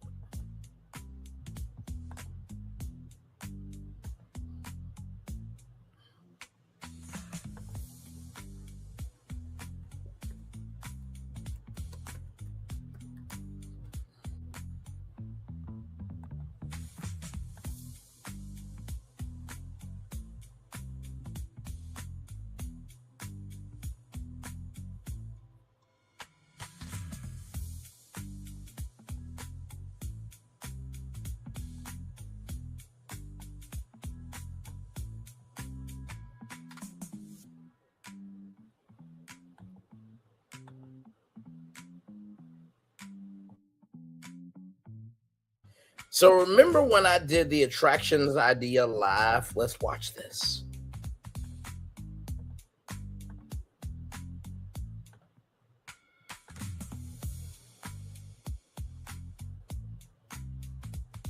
With the Super Mario Odyssey or the Super Mario Galaxy Jump Up Superstar launch tower, which it has a nice ring to it. You know, I mean, you have, you know, Atlantic there, you have Constellation Carousel, and you have Super Nintendo World. So actually, it would really be a way for people to experience Super Nintendo World if they don't have a theme park ticket into Super Nintendo World. You know what I mean? So. Mm-hmm. Now this right here is another. This will be another icon. This will be another. There, that right there is what it will look like. So you have the arm rise tower. So that was the Jump Up Superstar Super Mario Galaxy multi-level Galaxy Islands. Final match, major fountain burst, floating platform. I think that would be amazing right here. So all of this Universal's epic be inside this ride. So here it is. A VR Ascent the Grand Star Hunt, virtual headsets and seat motion, current VR views Grand Star on Starship Mario. So, you know, the home base of Rosalina, you will actually see it in VR. Then the drop sequence here. Cosmic Observatory Final Burst, Final Match Burst,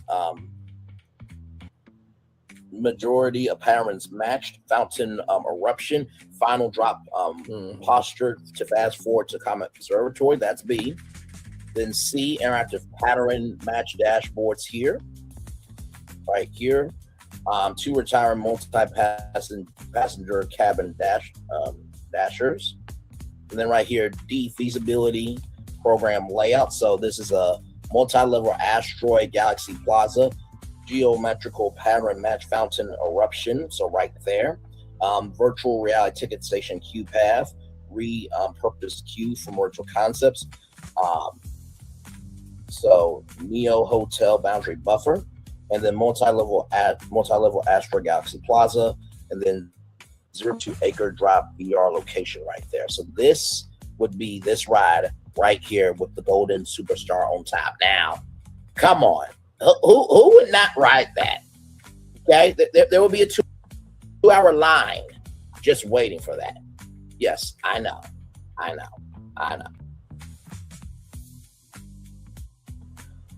So listen, if you want to see this live, is on the channel for free. Just look up Attraction Ideas. Let's talk. The Universal Epic Universe Park Capacity Breakdown Town Hall. I put in 6 rides, including a Celestial Cave, which is half an arcade and half a lounge, or 7 rides, including the Coca-Cola Freestyle Flavor Force ride. So, also, I need a Bowser meet and greet. And not to mention, too, how about a Bowser's Fury part of the park? Just saying. Okay, so we do have more for you all. Now, there was a guy named Doug Bowser who was the CEO of Nintendo. He recently stepped down. Give me a moment.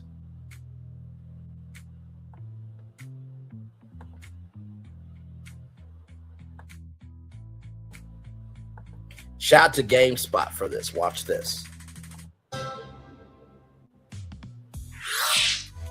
Hello, everyone. I'm Yoshiaki Koizumi from Nintendo. In this Nintendo Direct for E3 2019, we'll showcase a variety of games, many of them coming soon. But before we dig into the next game, there is someone I'd like to introduce first. Huh? What? What are you doing here?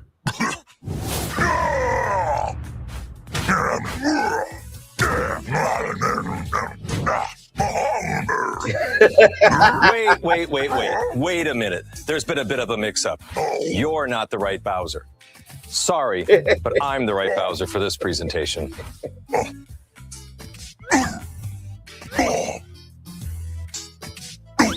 I love how Nintendo plays on themselves. Bowser is close. Not this way. No, this way. Bye-bye. Maybe next time. Are you related? No, but we get that a lot. Well, let's get back to it. Please, take it away. That was Hi, everyone. I'm Doug Bowser from Nintendo of America, and I'm thrilled to join you for today's Nintendo Direct. This is our chance to show the world we have games for every type of player on Nintendo Switch. Whether you love action, RPGs, or you're just looking for something new, we've got you covered. Okay, so let's get a look at one of those games by taking a tour of Luigi's Mansion 3.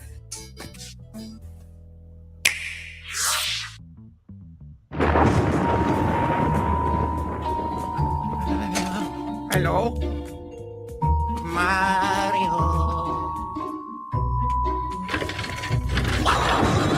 Luigi's invited to a gorgeous hotel with Mario, Peach, and the others. Oh, I just thought about this. Could Luigi's Mansion, the hotel he stayed at, be an actual hotel inside Epic Universe? Yes, and yes. Okay, so there is more that you guys need to know about. So we're going to watch this from Nintendo Land. Here we go.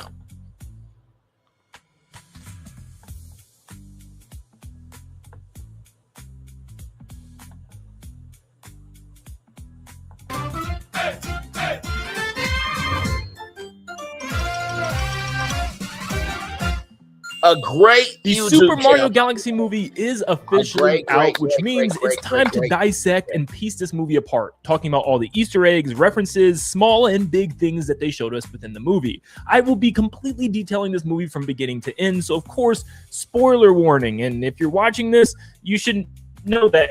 But if you do not want to see this yet and want to watch the movie first, maybe you're still going to go watch it this weekend, you can just save this video and come back after you watch the film to see if you caught any of the references. But thank you so Give me one moment, y'all. I'll be right back. Give me one moment.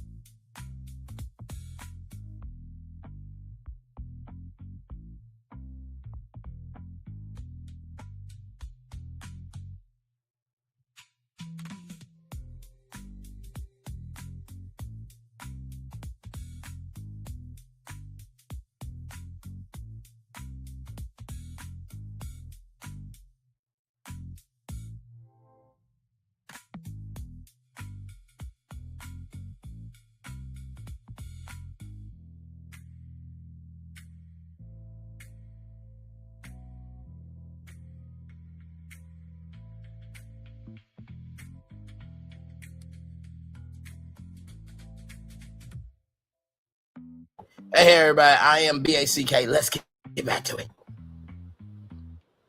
so much for tuning in. Before we get started, you guys have been flooding this channel with new subscribers. I cannot thank you enough. We are super close to our goal of 400K. You guys can make that happen relatively soon. So all you gotta do is leave a like and subscribe. Let's see how many people we can get to subscribe from this video, especially if I taught you at least one new thing. You gotta subscribe. But without further ado, let's go into our super deep dive and show you everything that you missed in the Super Mario Galaxy movie. We immediately start off with some incredibly deep cuts from the RPGs. Yeah, it's at the very beginning of the movie where Rosalina's reading to her Lumas in the library. If you notice the bookshelf before she grabs the book to read to the Lumas, there's a lot of references to other games thanks to the emblems on the spine of the books. The book on the far left shows the Dark Prognosticus. This is the book Count Bleck, the villain of Super Paper Mario, uses. Heading downward towards the right, the next book shows 6 crowns, which references Paper Mario Sticker Star of all games. There are 6 sticker crowns in that game, and they also power up the 6 bosses that you'll fight. The next book just has a question block at the bottom. Another book down the shelf has a picture of Teepee from Super Paper Mario once again. And there's even a book with a shine sprite referencing Super Mario Sunshine. They even referenced the brand new Mario and Luigi brothership with a botanist symbol that can be found in the front of Connie's head, a main character in that game. Now for these last two books, the one on the left has a spade logo. Now this is Nintendo's old logo when they were a playing card company. And the book on the right seems to be a reference to Paper Mario the Origami King, with Olivia, Mario's side partner in that game. Now, there's also two books that have power stars on them. The one that she grabs to read, and there's also one 2 books down that's green and has a power star with a circle around it. Now, one of these could be referencing the main book from Paper Mario the Thousand Year Door. I'm unsure, but I just thought I'd throw that out there just in case. Something else you'll notice is, of course, this scene plays the storybook theme from the games, which is very emotional, and it's even more impactful here. Some of the things that I noticed in this scene is they talk about the plumbers, which is Mario and Luigi, and they'll even show like a red and a green star acting like they're fighting each other. They'll even have one star dressed as Donkey Kong acting like DK himself. There's even one Luma in this scene that references Kirby. Something else that I found online is there was a pink Luma that kind of replicated Kirby. I can't remember if the Luma actually inhaled anything, but it definitely looked like it had something in its cheeks and it puffed up like Kirby himself. There's even one Luma that states that he's hooked on the brothers, which is a direct reference to the Super Mario Brothers Super Show, a TV show in the late 80s. I actually ended up growing up with, born in 98. Thanks to my parents, I guess. But yeah, that was an awesome reference to find. Now, this... Hey, guess what? You want to know something? If you don't do the Mario dance, you'll turn to a Goomba. Let's get back to me. This isn't anything new. They big time referenced this in the first movie with a whole skit replaying that soundtrack from the original TV show. Now we move on to the fight scene with Rosalina and Bowser Jr. There's a scene where you can actually see the middle of the Comet Observatory where you can see the nuclear reactor. And it seems to be fully charged because in the game it's fully charged by having a massive blue aura sphere. So it seems like Rosalina already has all the power stars she needs in this movie. At the bottom of the observatory you can see tons of rainbow road-like paths that connect the islands together. Also, behind Rosalina in some of the scenes, you can see these grassy domes, which looks like they're probably the homes for the Lumas, but they're all themed after the actual observatory, which is the first hub world from Super Mario Galaxy 1. And when Bowser Jr. reveals himself, you can see him and Kamek inside of Megalay, which if you haven't played Mario Galaxy before, he is the final boss of the first world. But if we go back to Kamek for a second, we can see that the mug that he's holding actually has the symbol of Professor Egad from Luigi's Mansion 1. It's very much a shame that he's not in this movie, which he does have even more references later on. Now, when they show Yoshi's backstory to getting to the Mushroom Kingdom, let me tell you, there's a lot here. On the top of one of the taxi cabs, there's a Game & Watch character holding something that almost looks like it's on fire. I know this one's really blurry, but one little girl's... In the final battle scene, Mr. Game & Watch appears. Yeah, I freaked out in the movie theater. I really did. Let's keep going. Holding a green dinosaur that looks similar to Yoshi. Yoshi's wearing a hat with a big red apple, obviously referencing the Big Apple, the city of New York, but it also kind of looks like a red Yoshi fruit from the games. On the subway, you can see Pauline returning from the first movie on the back of someone's newspaper. Francis the dog and the owner returns from the first movie. At the fruit stand, you can see one guy looking around and licking the pineapples. The first movie had tons of Punch-Out references from the pizza place, but this one does it complete justice and brings it full circle, because Doc Lewis and Little Mac is in the scene where Yoshi's crossing the street. You can see Doc Lewis actually riding his bike in the front and Little Mac following behind him. Now, this does not look like the first or even the modern version of Little Mac here. Looks like they went for his SNES redesign version for some reason, where he's actually tanner and he has blonde hair with bangs. And I can't tell, but it looks like he's wearing sunglasses here, and he definitely doesn't look ripped yet. Maybe this is before the training. That's why he's actually training here. He looks pretty scrawny here. Foreman Spike returns from the first movie in that same pizza shop, and also Yoshi has a Statue of Liberty memorabilia with him. Also, it seems like he has a flagpole very similar to the classic Super Mario Brothers games, but with an American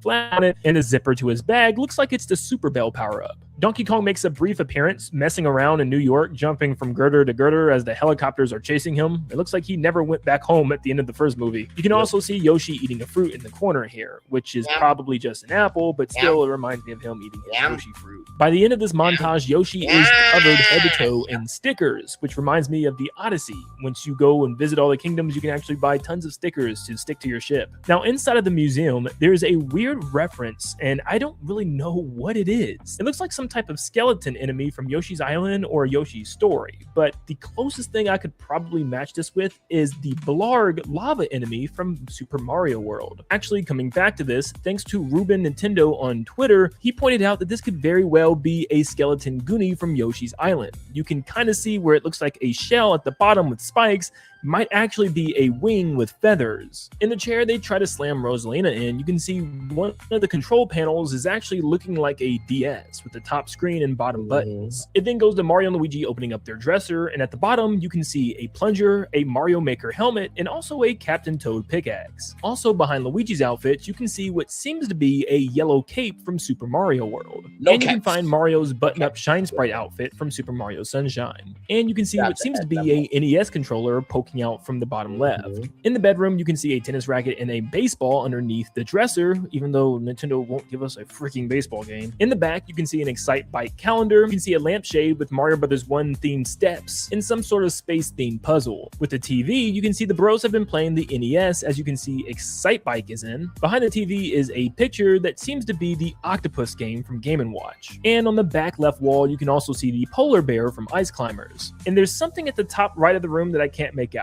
It almost looks like some sort of plane or a kite or maybe even a bow of some sorts, but like I said, I just can't tell from this distance. And with Luigi mocking Mario about being with Princess Peach, he sings a song that's Amore. Now, this could actually be a reference to Mario Teaches Typing of all things. I know, but one of the things that Mario will sing in the main menu is that very song. When the moon hits your eye like a big pizza pie, that's amore. When an eel lunges out and he takes a bite of your snout, that's amore. Get it? Amore eel? I say the funny. Bowser shows off one of his paintings, and it shows him punching.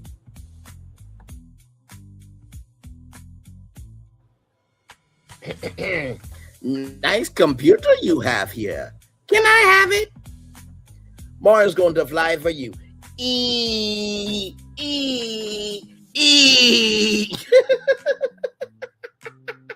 Let's get back to the video.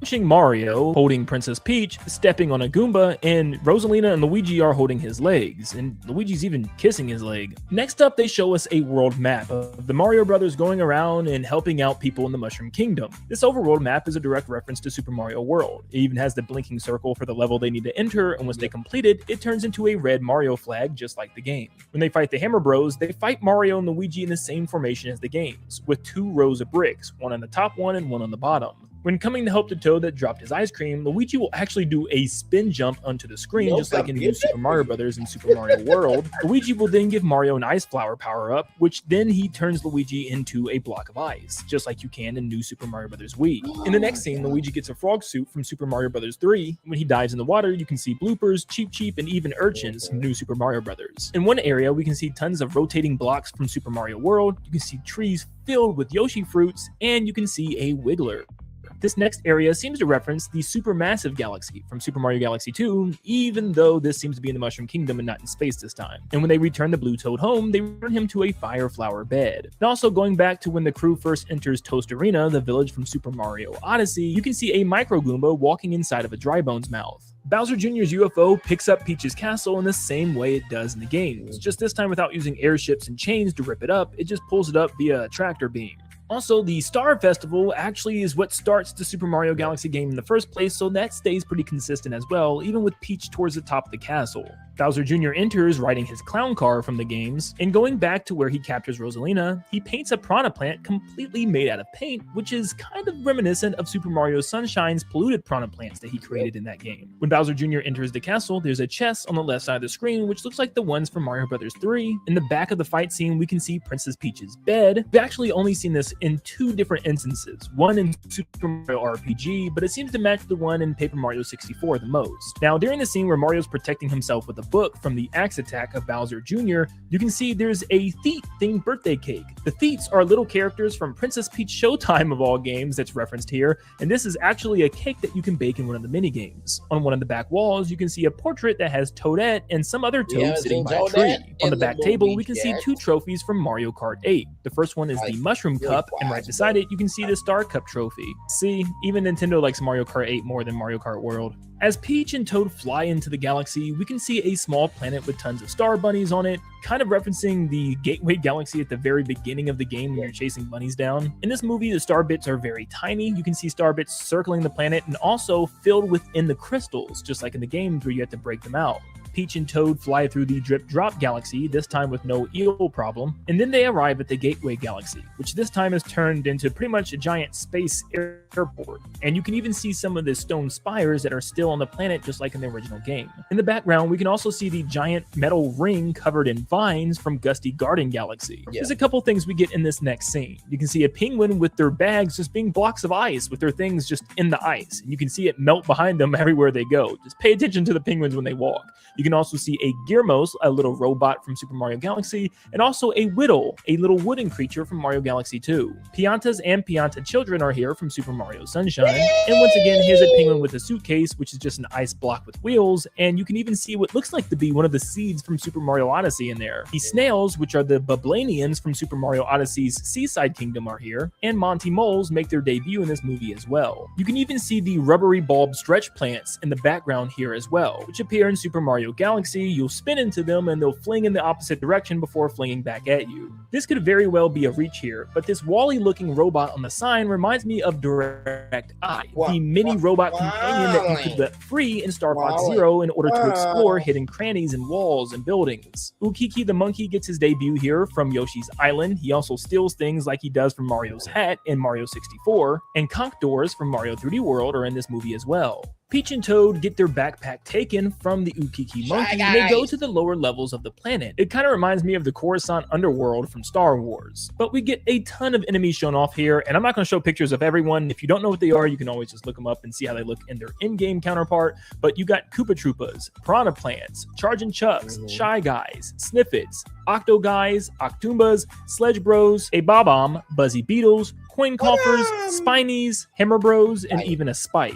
Now, Peach enters this world through a secret screen in the back. Now, this is referencing the Minus world from Super Mario Bros. 1, where you could glitch through a wall and it would take you to a secret yet bugged version of a water level, which will say you're on world -1. Now, this bar's logo seems to be the rotten mushroom from Mario Maker 2. Back to the enemy scene, the Chargin' Chuck actually has a star bunny trapped in the cage, which is actually a Luma, so I'm surprised that Rosalina hasn't found it yet. Underneath one of the tables, you can see a cannon box from Super Mario 3D World. In the background, you can see a Phantom Mask from Mario Bros. 2. And you can also see a Spike hosting a game of 3-cup memory, and he's actually licking up the ball in one of the cups, being a cheater. And there's tons of more hologram references and sign references outside when you look at the city. You have a Nintendo 64 logo hologram above one of the buildings. You have a creepy dice block from Mario Party Star Rush, and also a coin bag. You have a picture of Spewart, a Brutal from Super Mario Odyssey. We then have a sign of what looks like the Boo Bell from Mario Party 2. You have multiple signs showing King Boo in the specific version from the Luigi's Mansion games. There's a projection of an item box from Mario Kart at the top of one of the buildings. There's a projection of the Koopaling Roy and its Roy Smooth Sounds logo from Mario Kart 8. And finally, there's a couple of signs with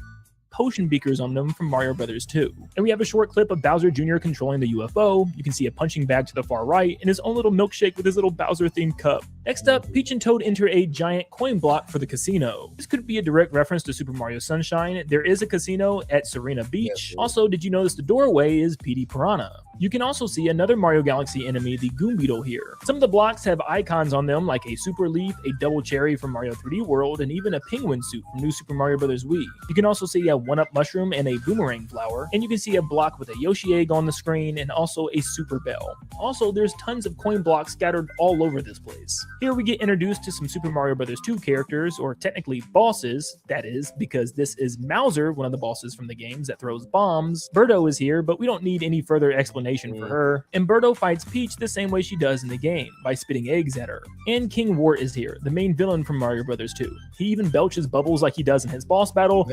And the way Peach defeats him is putting a turnip in his mouth, the same way you had to defeat him in the game. You can see a table where some characters are playing cards. The Goomba is holding his cards in his mouth while trying to look at them, and the Shy Guy beside him is hiding a card in his mask. You can also see him hiding a bunch of chips underneath the table as well. We also get a couple more Mario Bros. 2 characters, like another boss being Claw Grip from that game. And also, Peach has to fight off a bunch of ninjas. Yes. Toad gets the penguin power-up from New Super Mario Bros. Wii, which allows him to kind of slide around the whole area on his belly, and above the the bank areas, you can see these giant crystallized statues of piranha plants, and they look like they're pulled directly from Super Mario Bros. Wonder. In some of the dance levels, you will have these giant piranha plants hang from the ceiling and shine light out of the holes, which also are just filled with ninjas, so it makes sense. Also, the way the casino works is you can walk on any wall in this one giant cube, and there's some rooms that are just like this in Super Mario Galaxy, where you can do the same thing.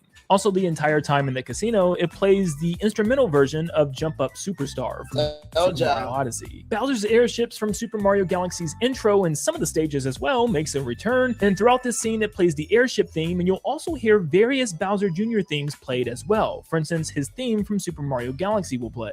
Next up, we go to the Honey Hive Galaxy from Super Mario Galaxy, and it looks pretty identical. Instead of having a giant hole in the wall where you meet the Honey Queen, it's now a giant doorway. The honeybee guards return from the first game, which means we also have the Honey Queen here. And you can also see in the background, she has the same symbol as she does in Mario Kart 7 on the tapestry coming from the walls. We also have the Mandabugs here, which seems to be slaves to the bees, and almost like they're horses. It seems like Great Bugaboom and the Mandabugs have already lost the war with the bees. The Honey Queen also calls them ugly bugs, maybe referring to the fact that they were villains of the bees just like in the game. Next up, we're in Bowser Jr.'s bedroom, and we have Bowser and Bowser Jr. hanging out with each other. In the background, you can see tons of different things, from plushies to toys that all reference different things. There's a Boo lamp with a blue shell plushie and what looks like a Thwomp plushie beside it. The other side of the room has a drum set for Jr., some type of spiked chest, a Piranha Plant lamp, and a Dry Bones plushie that seems to be inside of some type of rocking chair toy version of an airship. Also, Bowser brings down an egg-shaped planet from Good Egg Galaxy. Bowser Jr.'s pillowcase is filled with enemies like Thwomps, Spinies, Grolls, and even Fuzzies. His bed is filled with even more plushies, like a Chain Chomp and a Spiny. To the right, he has a Bullrush plushie with a pirate hat. This is an enemy from Super Mario Bros. Wonder, and to the left are two Mario Galaxy enemies, King Caliente from Super Mario Galaxy 1, and Gobblegut from Super Mario Galaxy 2. And yes, Gobblegut even has a giant red boil on him like he does in the game. I really wish I could get my hand on a plushie like this in real life. Back at the Gateway Galaxy, we have Olimar's ship, the SS Dolphin, but it's a tiny one, and it's filled with Pikmin for some reason instead of them being in their onion. Not sure what's going on here. I guess technically Olimar is tiny, but where the heck is Olimar at? We of course have Fox and the R-Wing here, his ship, and they even give us a little 2D animated cutscene of Fox and his entire crew, Slippy Toad, Peppy Hare, and Falco Lombardi. And yes, their big ship, the Great Fox, is here too. There's even a scene of Fox and his crew fighting a fleet of attack carriers from Star Fox 64, which is one of the first bosses in that game. There's also a glowing red planet beneath them, which looks like it could be the planet Solar. They even show an intermission of Slippy Toad coming in saying, "Hey, what's the big idea?" which seems to be a literal screen grab from Star Fox 64. And we can put the theory to rest that Star Fox and the crew all have metal feet. That is not the case, it's just boots, Toad confirms. And of course, this whole time, Fox's theme song plays. When Fox is piloting the R-Wing, he does tons of moves that you can do in the game. For instance, he does the barrel roll multiple times in this movie, and he even does a hard U-turn to go back to the mothership. His lock on target and his laser beam sounds are the exact same from the game, and he even fights the giant mothership by shooting the cannons underneath, which is the exact same thing that happens in Star Fox 64. On the planet Katina, you have to fight a giant mothership and help the Husky unit led by Bill in order to defeat it. And to take out the mothership, you have to take out the 4 hatches at the bottom. So do you see what I mean by there are fans who really just love Nintendo just because they love it? And to all the critics, including Grace including Grace from Beyond the Trailer, who should not have a job in the world of media, you can take your opinion over.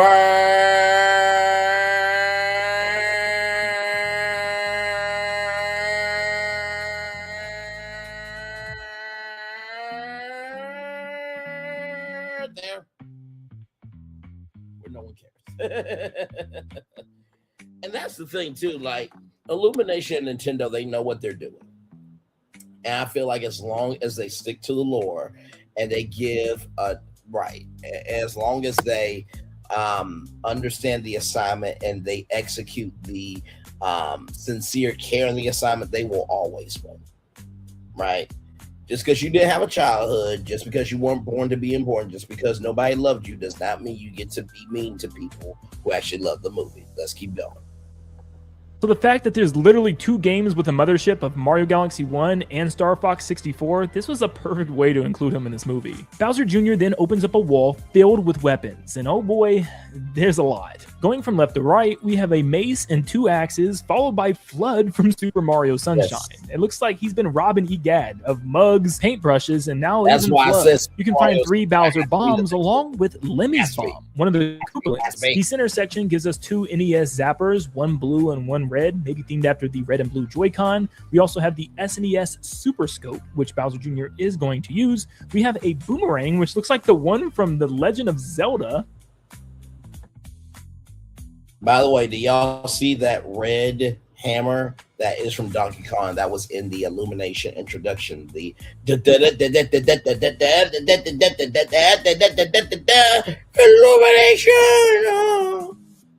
Let's keep going. However, it could just be one from a boomerang, bro. In fact, we have another blue boomerang, which definitely is that type of boomerang. We also have 2 hammers, and one of them looks like it could belong to Morton the Koopaling. Let me go back to something here. Bowser plushies.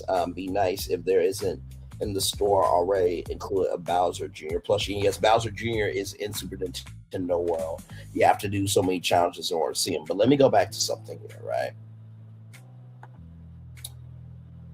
Do you remember when I said if Al Delfino came to Toon Lagoon, right, and Super Mario Sunshine? Listen. I just say things out my mouth, okay? I just say things out my mouth. I just say things out of my mouth, okay? All right, so Super Mario Sunshine is the next movie. Al Delfino will come to Islands of Adventure, okay? Zelda will be at Islands of Adventure as well. The Rainbow Road roller coaster should replace Fast and Furious. New Donk City Town Hall indoor experience with Pokemon included. Pikachu powering New Donk City, and then Super Nintendo World at Epic Universe. Let's continue. Roll it. We have a red cannon box from Mario 3D World, and believe it or not, we also have the Poltergust 5000, which is the Poltergust vacuum from the second Luigi's Mansion. As a side note, I just thought about something. Come here.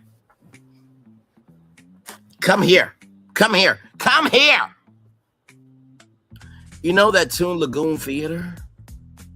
How about a Nintendo stunt show with some of the items from the games? Can you imagine a blue shell flying through the air and landing on a stunt performer? A Nintendo stunt show. A Nintendo stunt show. A Nintendo stunt show at the Toon Lagoon Theater.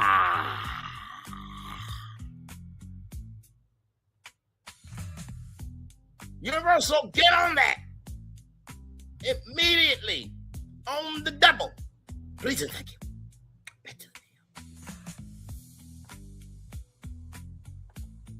Yeah, Dark Moon's getting referenced. It even has the vacuum attachment with the flashlight one and some other attachment at the top. I don't know if that's just for the vacuum as well, which it probably is. It even has a little trigger in order to work the light or the vacuum, so that's probably all it is, unless we're getting some type of new laser gun attachment in the future Luigi's Mansion. Bowser Jr. goes with the Bullet Bill launcher, which is yet again another weapon that the Koopaling boy would use. And then they decide to drop some crazy new lore on us, that Princess Peach and Rosalina are sisters. Okay. Universal, I just want you to know, if you do a Bullet Bill launcher, you're going to have to figure out technology where it won't delete anybody, because a Bullet Bill, once it's going to explode. So I don't know how they'll be able to pull off a Bullet Bill launcher and Bullet Bills and Nintendo stunt show, but that would be cool to see.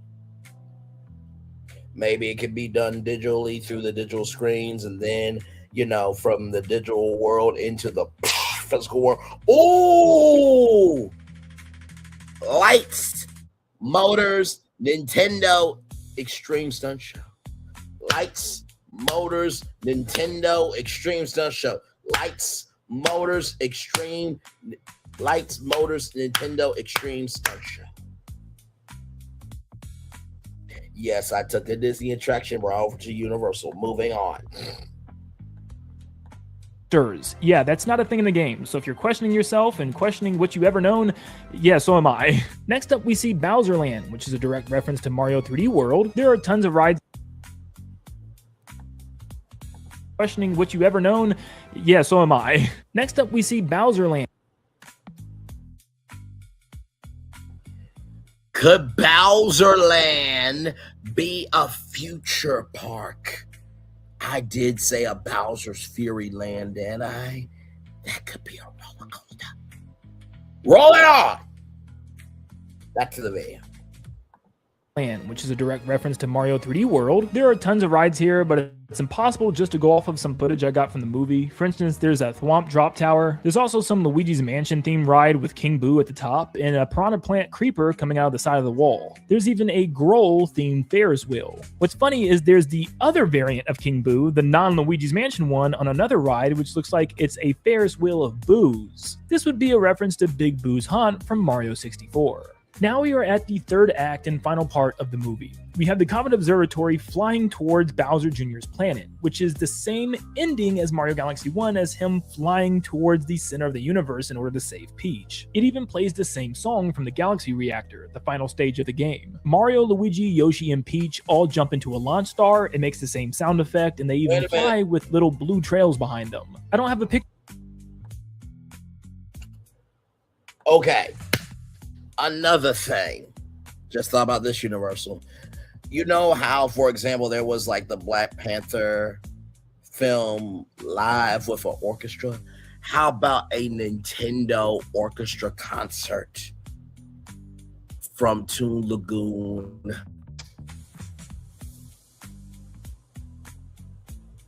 Nintendo music to orchestra music and scenes from the games. Listen, they've been very successful with tours, with different films and orchestras across the country. To have that at Universal Orlando Resort, even Disney doesn't have an orchestra show. As big as Disney music is, they do not have that. Back to the video. Picture of it, but in one of these scenes you can also see the pill-shaped planet from Good Egg Galaxy, and also from the Good Egg Galaxy you can see the peanut-shaped planet that even has the little paths in it just like the game does. They will even fly through the lava planet from Freeze Flame Galaxy. When Bowser Jr. traps Mario and Peach in the gauntlet, he talks to them through a message block from Mario World. What's weird about this scene is Bowser Jr. is watching them on a screen. Mario and Peach are in 8-bit sprites, referencing Mario Bros. 1, but the world around them is referencing Mario World with 16-bit. And in this scene, he's controlling what's happening down in the pit below, kind of like Mario Maker, just slapping blocks and objects everywhere. And he's doing this on a control panel as if he's playing a video game. It has a joystick and tons of buttons. The buttons on the right are color-coded to the Super Nintendo controller, being red, blue, green, and yellow. Down in the gauntlet, you'll see lots of obstacles themed after Mario World, like giant... Now, here's another reference for you. Do you remember the first movie of Does This Work? Yes, you just have to blow into it. Does this work? Yes, you just have to blow into it. Yes, does this work? Yes, you just have to blow into it. Nintendo 64 reference for the first film. And the NES Nintendo Entertainment System.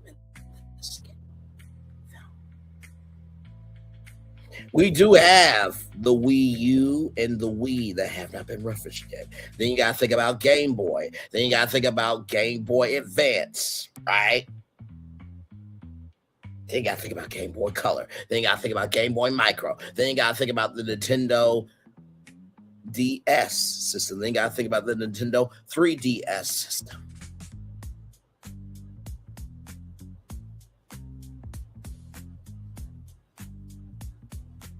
Hi, how are you? Hi, how are you? Hi, how are you? This is the Nintendo Cinematic Universe, everybody. As the fireworks are going off behind us here, ladies and gentlemen, live. Let's get back to the video.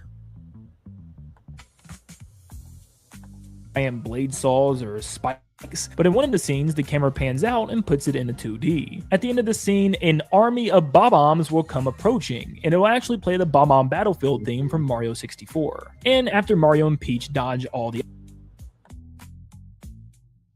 By the way, in my Toon Lagoon live, I did say Bomba Bombs could come to Toon Lagoon where you can meet King Bomba Bomb and other Bomba Bombs, because you know there's the bad Bomba Bombs that are black, and then there are I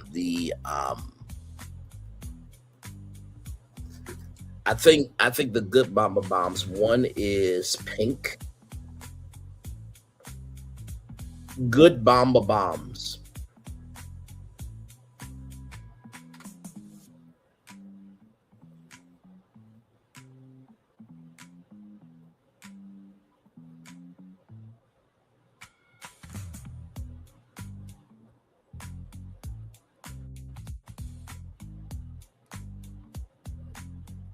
I believe so. Let me see.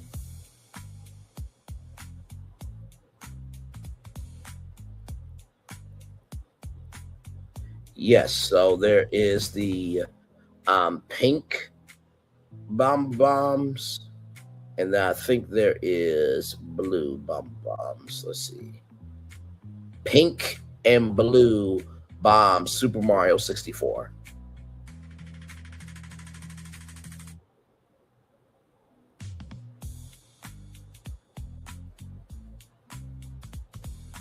Yes, I think the pink ones are the good ones.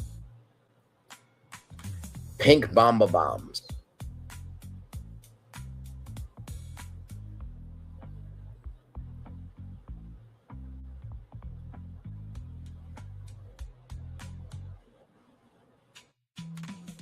Hang on, wait a minute. I'm just trying to make sure something. Give me a moment, everybody. Please, thank you.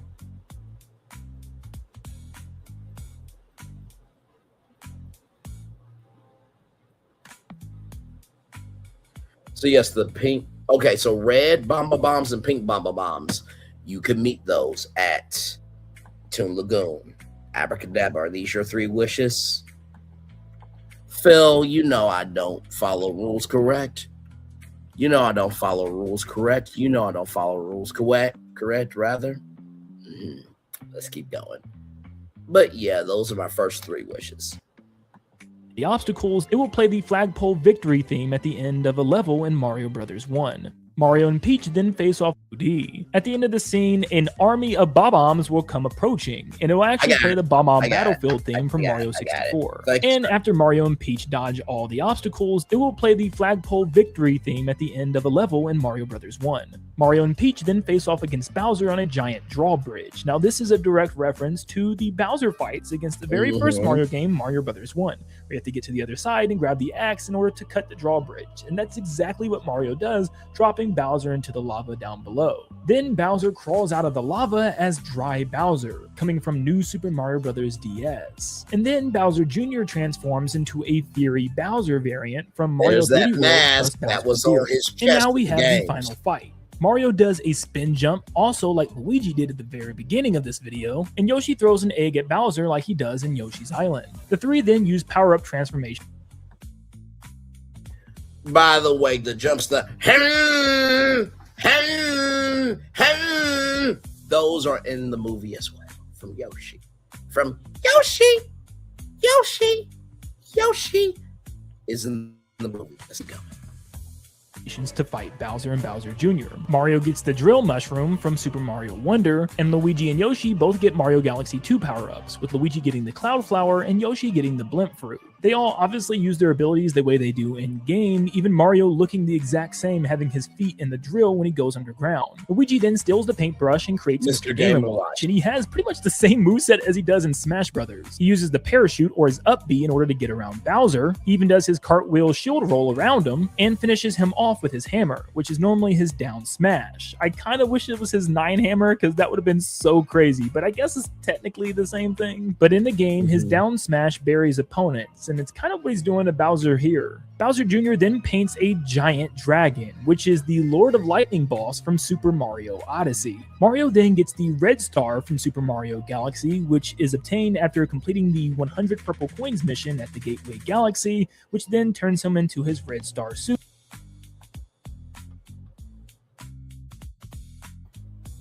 Nintendo, are y'all trying to create a Nintendo version of Phantasmic?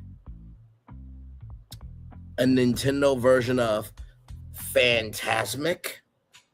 A Nintendo version of Phantasmic? A Nintendo version of Phantasmic? A Nintendo version of Phantasmic? One more time. A Nintendo version of Phantasmic? Moving on.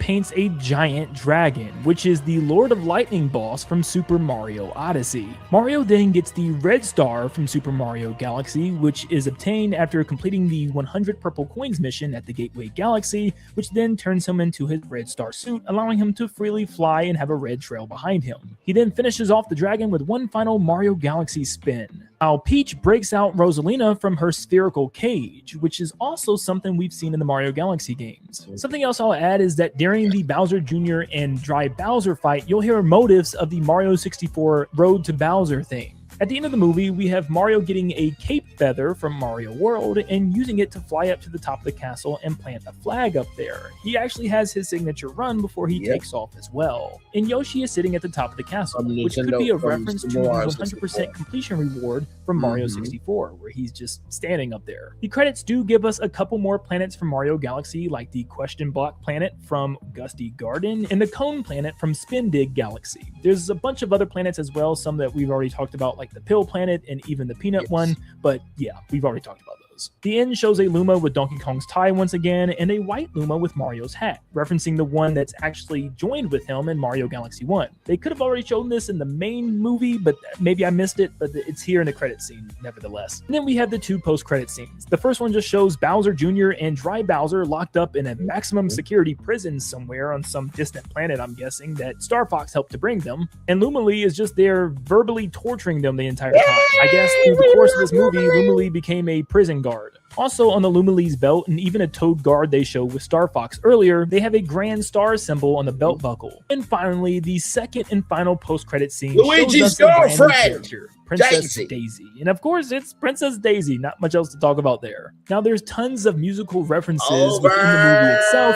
I'm not going to talk about those right now. That might be for a separate video because it'd be impossible for me to try to remember them all. But I only have a couple more things that were brought to my attention. Rob malfunctions multiple times in the movie. Apparently, the toy version in real life also did the same thing, having lots of malfunctions. Bowser actually kisses Mario in this movie. No, I'm not joking. And this is probably a direct reference to Mario RPG, where yes, he actually kisses Mario in that game. So does Booster, but Booster's not in here. Also, Samus's gunship is in this movie. It looks like for a brief second. I've heard a lot of people talking about this. This is a photo I found online, and a lot of people have been bringing this up. I didn't notice it. I'm definitely going to have to pay attention the next time I watch. I really hope this is real, but I really didn't catch this during the movie. Also, the location where Fox is fighting the giant mothership was supposed to be the Space Junk Galaxy, even though it didn't really feel like that. I know Space Junk Galaxy is literally just a bunch of junk in space, which is pretty much what they showed, I guess, just a bunch of meteorites and rocks, but that was it, and it didn't really feel like that galaxy. If anything, it just felt like a stage from Star Fox 64. Well, that is everything that I could find and dissect from the Super Mario Galaxy movie. Goodness gracious, this took me a very long time, and it took me a lot of pictures to pull from, because obviously post video probably wouldn't be the smartest thing to do right now. So yeah, pulling pictures from all those videos definitely takes a while. So if you enjoyed this video and learned something new, please make sure you leave a like and subscribe to stay up to date on all things Super Mario Galaxy Movie and Nintendo in general. Like I said, we are trying to reach our goal of 400,000 subscribers, and you can make that happen today. But thank you so much. If you found anything that I may have missed, comment them down below. And thank you for tuning in, and I hope you all have a blessed day. See you guys.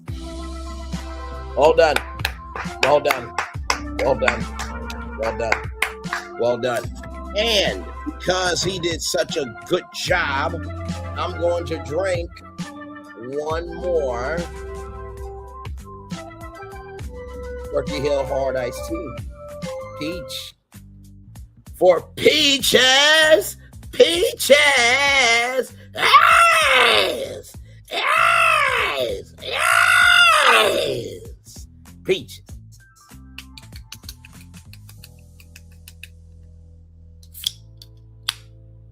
Cheers.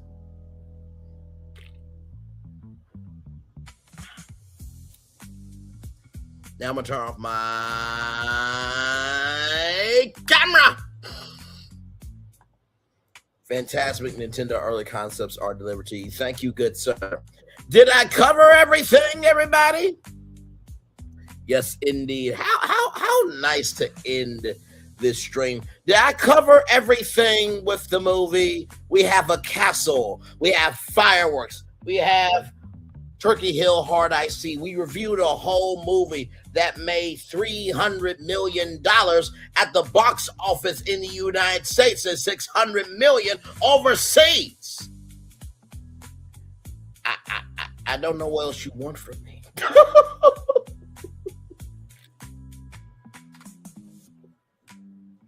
Y'all listen.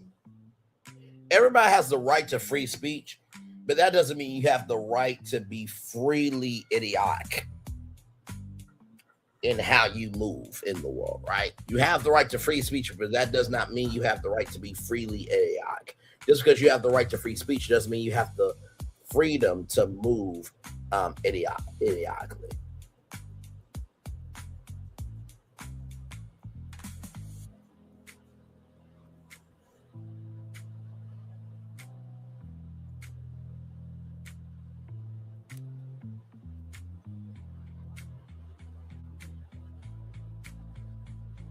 So yes, indeed, there, man. What a fun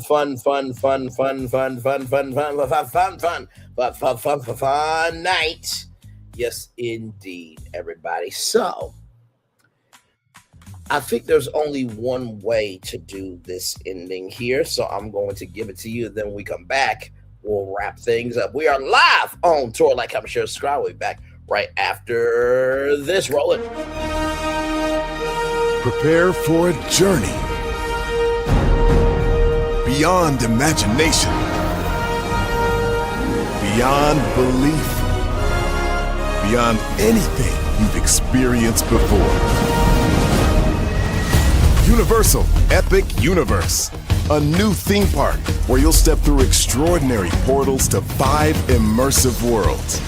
Prepare for a cosmic voyage of discovery, an isle of fire-breathing excitement, a shadowy world of monsters and mystery, new wonders in the wizarding world, and a new way to play. Plus the splendor of a magnificent resort hotel overlooking the park. It's all new excitement at Universal Orlando Resort. A week's worth of vacation thrills with 4 amazing theme parks, a variety of spectacular themed hotels, and incredible dining and entertainment. It's all at Universal Orlando Resort, where you'll find new adventures every day. Explore the astonishing worlds of Universal Epic Universe at Universal Orlando Resort. I think that's the end of our show, everybody. Let me bring up the Daily Motivator, and then we'll head on out here. Give me a moment, everybody.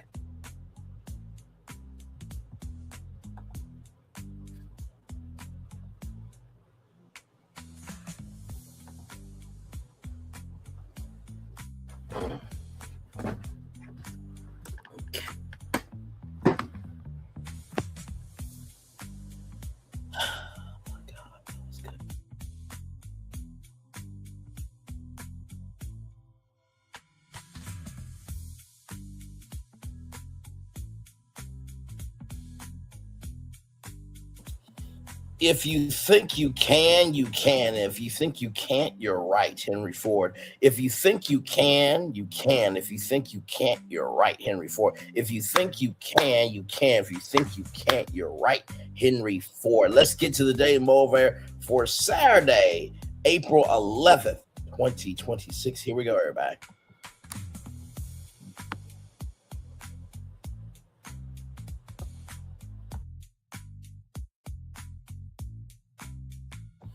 Beyond the numbers, what can be measured can be controlled, adjusted, expanded upon, and that's all important. Yet many of the best aspects of life cannot be measured. Quantification demands attention, often prescribes specific action.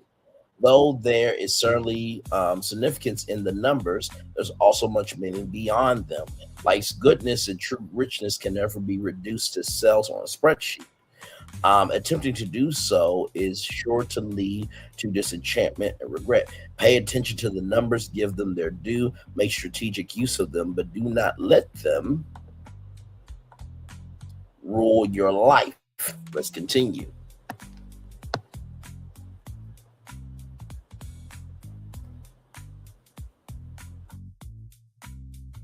The vessel of reason, logic, measurement, and calculation will take you far, but only so far. For the journey to have meaning, there must be someone for genuine heart riding in that vessel. Beyond the numbers, there exists love, mystery, wonder, transcendence, and the irrational, irreplaceable experience of being you. Take care not to become so obsessed with those numbers that you miss out on everything else, Ralph Molson. You know, I think that sums up the Super Mario Galaxy movie, right? The numbers from the critics are not the numbers from the audience. At the beginning, middle, and end of the day, the audience loved it. And does that mean the critics don't matter? Not necessarily. But should you let other people ruin your joy? No, you shouldn't. So that's the first thing I will tell you. The numbers, while they do not lie, that doesn't mean that the numbers are valid. That doesn't mean the numbers validate your experience. Just because the numbers don't lie doesn't mean it should invalidate your experience. Just because the numbers don't lie doesn't mean it should invalidate your experience. That's the first thing I'll tell you. The second thing I want to tell you is life's goodness and true richness can never be reduced to cells on a spreadsheet. Every tour that we have done, right, cannot be reduced by the numbers, but it can be quantified by the quality. Like I said, tonight, we reviewed Turkey Hill Hard Iced Tea. Let me tell you, Turkey Hill and Scarlet Letter Beverage Company, you did your good one. And sometimes the biggest hits are the ones that haven't been discovered yet. But that's because it takes the right people to be the correct messenger to deliver the message to the audience, right? So that's the second thing I'll tell you. And finally, the third thing, right? Yet many of the best aspects of life cannot be measured. Some of you are measuring life so much that you're missing out on it. Some of you are measuring life so much that you're missing out on it. Some of you are measuring out life so much that you're missing out on it.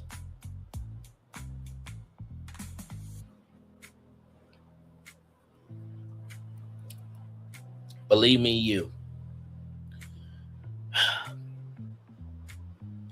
As long as you focus on laying down the correct foundation, and as long as you take care of what you built on that foundation, you will always be successful. Let me say that 2 more times to you. As long as you lay down a good foundation, like this Turkey Hill Hard Iced Tea line, and then you care about what you have built on that foundation, and you take care of what's in the building on that foundation, you will always be successful. As long as you care about the foundation of what you made, and you care about what you put on that foundation and what's in that building that you put on that foundation, you will always be successful. So, with that being said, everybody, from this BEA beautiful castle that is our show, everybody. Yes, indeed, as the fireworks are going off there. It's time for the best outro on YouTube. Know what you do and do what you know. Never say you want one special because you are always one of us. And trust you may not be where you want to be, but by the end of it, you'll be where you need to be. Do what you've been chosen to do. Why is one thing to call yourself? It's another thing to be chosen. One love, much love, all love.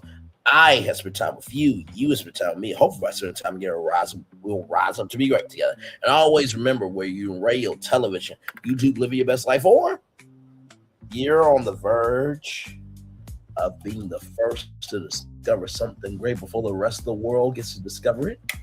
And you can be an advocate for letting people know that, hey, just because you don't like it doesn't mean it doesn't have value. Make sure the replay is not just for you watch it, not just for you listen to it, but if you want to experience it again. I love you, I value, I embrace you all. Always remember, receive love you gotta give it, receive love you gotta give it, receive love you gotta give it. Wherever obstacles you've overcome, wherever success you have achieved upon this particular day, I'm extremely proud of you, but no one else is proud of you. Be proud of your damn self. And finally, y'all,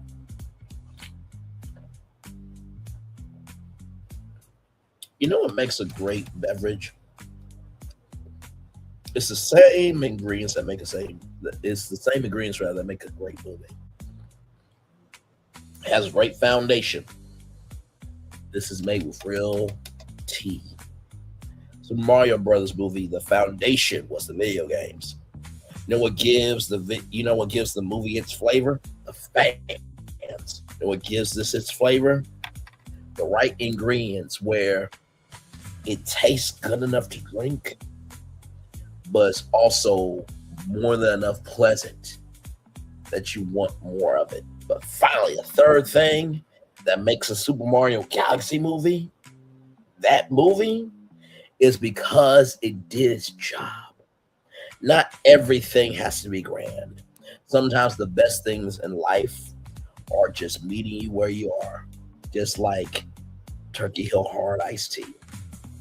It may not be known to everybody, but it does its job well.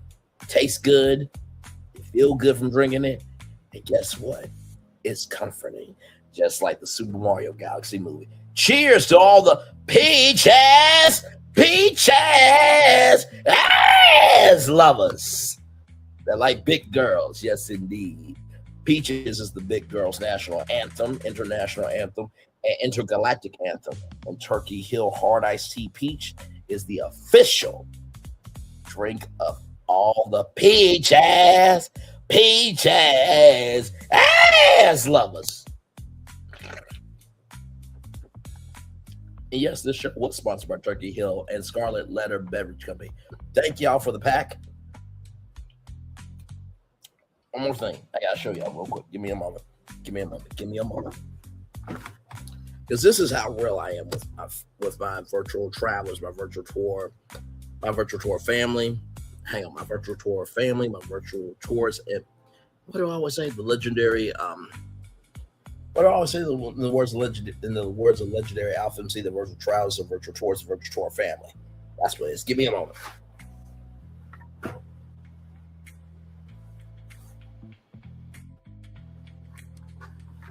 I don't have to do this, but I'm that transparent.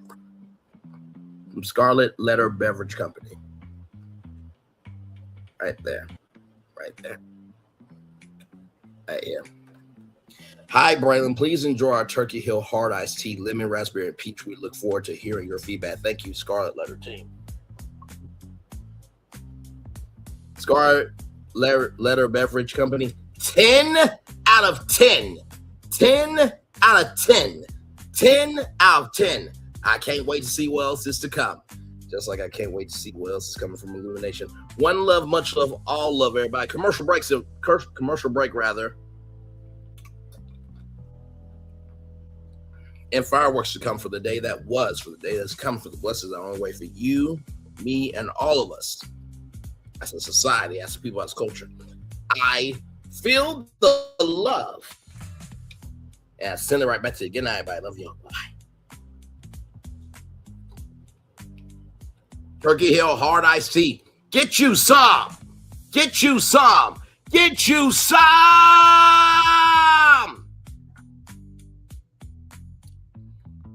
If you need something to eat with, get you a Super Mario Galaxy movie popcorn bucket.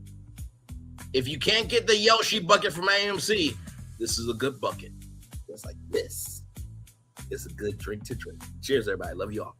Have a wonderful weekend. Much love. Bye-bye, everybody. Turkey Hill, hard iced tea. Turkey Hill, hard iced tea. Turkey Hill, hard iced tea. Love you all.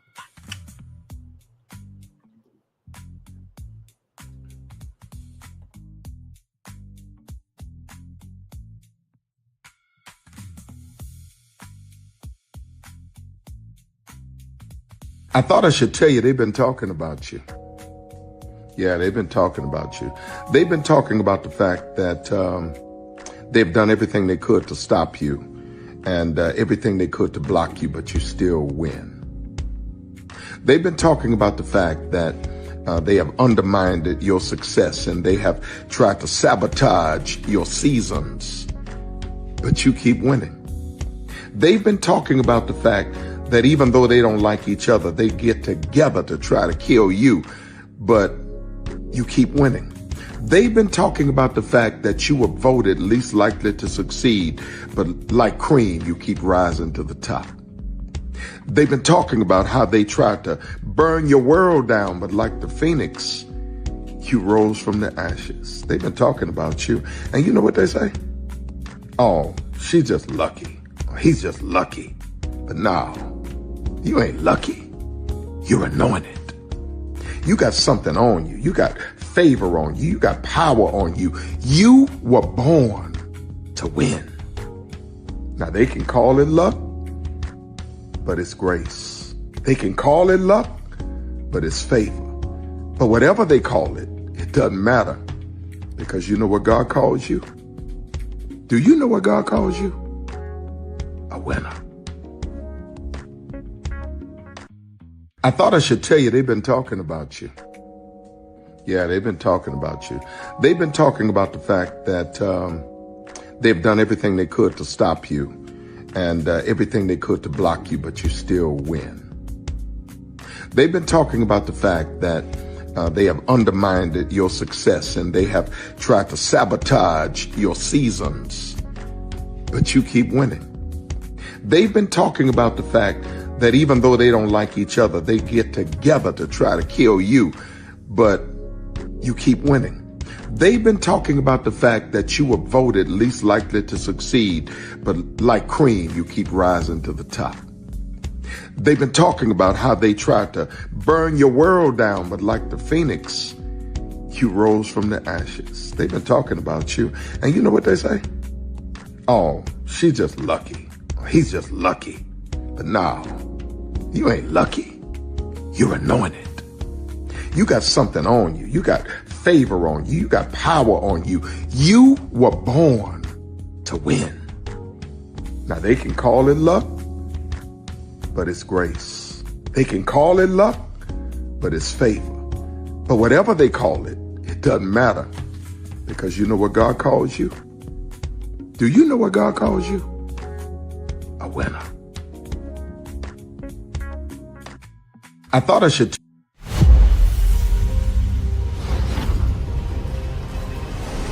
Beyond this gate, find gardens green and epic worlds to fill your dreams.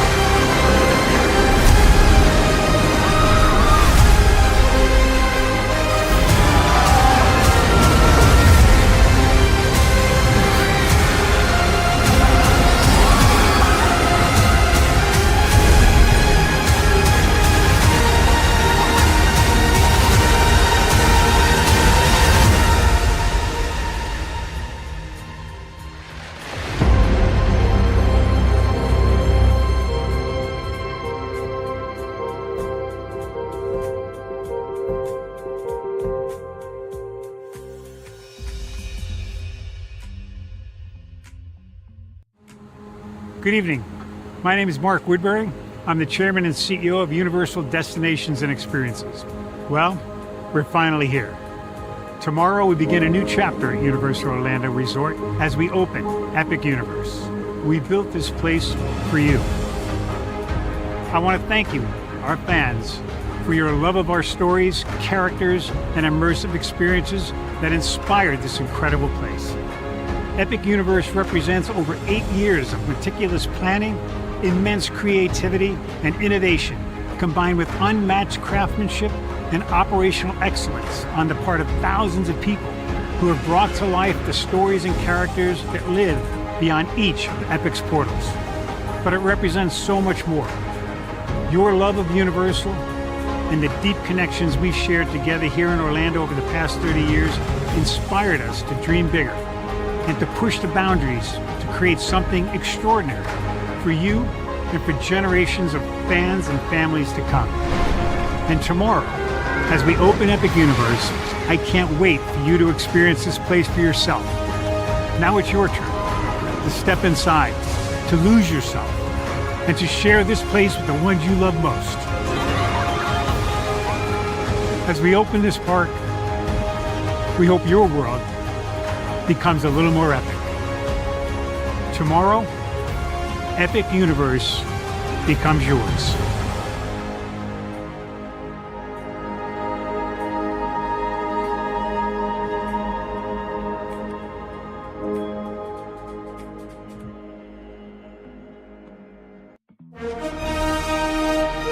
Prepare for a journey beyond imagination, beyond belief, beyond anything you've experienced before. Universal Epic Universe, a new theme park where you'll step through extraordinary portals to 5 immersive worlds. Prepare for a cosmic voyage of discovery, an isle of fire-breathing excitement, a shadowy world of monsters and mystery, new wonders in the wizarding world, and a new way to play. Plus the splendor of a magnificent resort hotel overlooking the park. It's all new excitement at Universal Orlando Resort. A week's worth of vacation thrills with 4 amazing theme parks, a variety of spectacular themed hotels, and incredible dining and entertainment. It's all at Universal Orlando Resort, where you'll find new adventures every day. Explore the astonishing worlds of Universal Epic Universe at Universal Orlando Resort. Because here's the thing, a good streamer can find other content. Because here's the thing, a good streamer can find other content. Because here's the thing, a good streamer can find other content. Because here's the thing, a good streamer can find other content. I've been moving on my own accord, covering Black culture. There is more to life. I heard that, friend. Braylon, shout out to Braylon. Make sure y'all go follow Braylon in case y'all haven't. I love your content. I have been moving on my own accord, covering Black culture. There is more to life. I heard that, friend. Braylon, shout out to Braylon. Make sure y'all go follow Braylon in case y'all haven't. I love your content. I have been moving on my own accord, covering Black culture. There is more to life. I heard that, friend.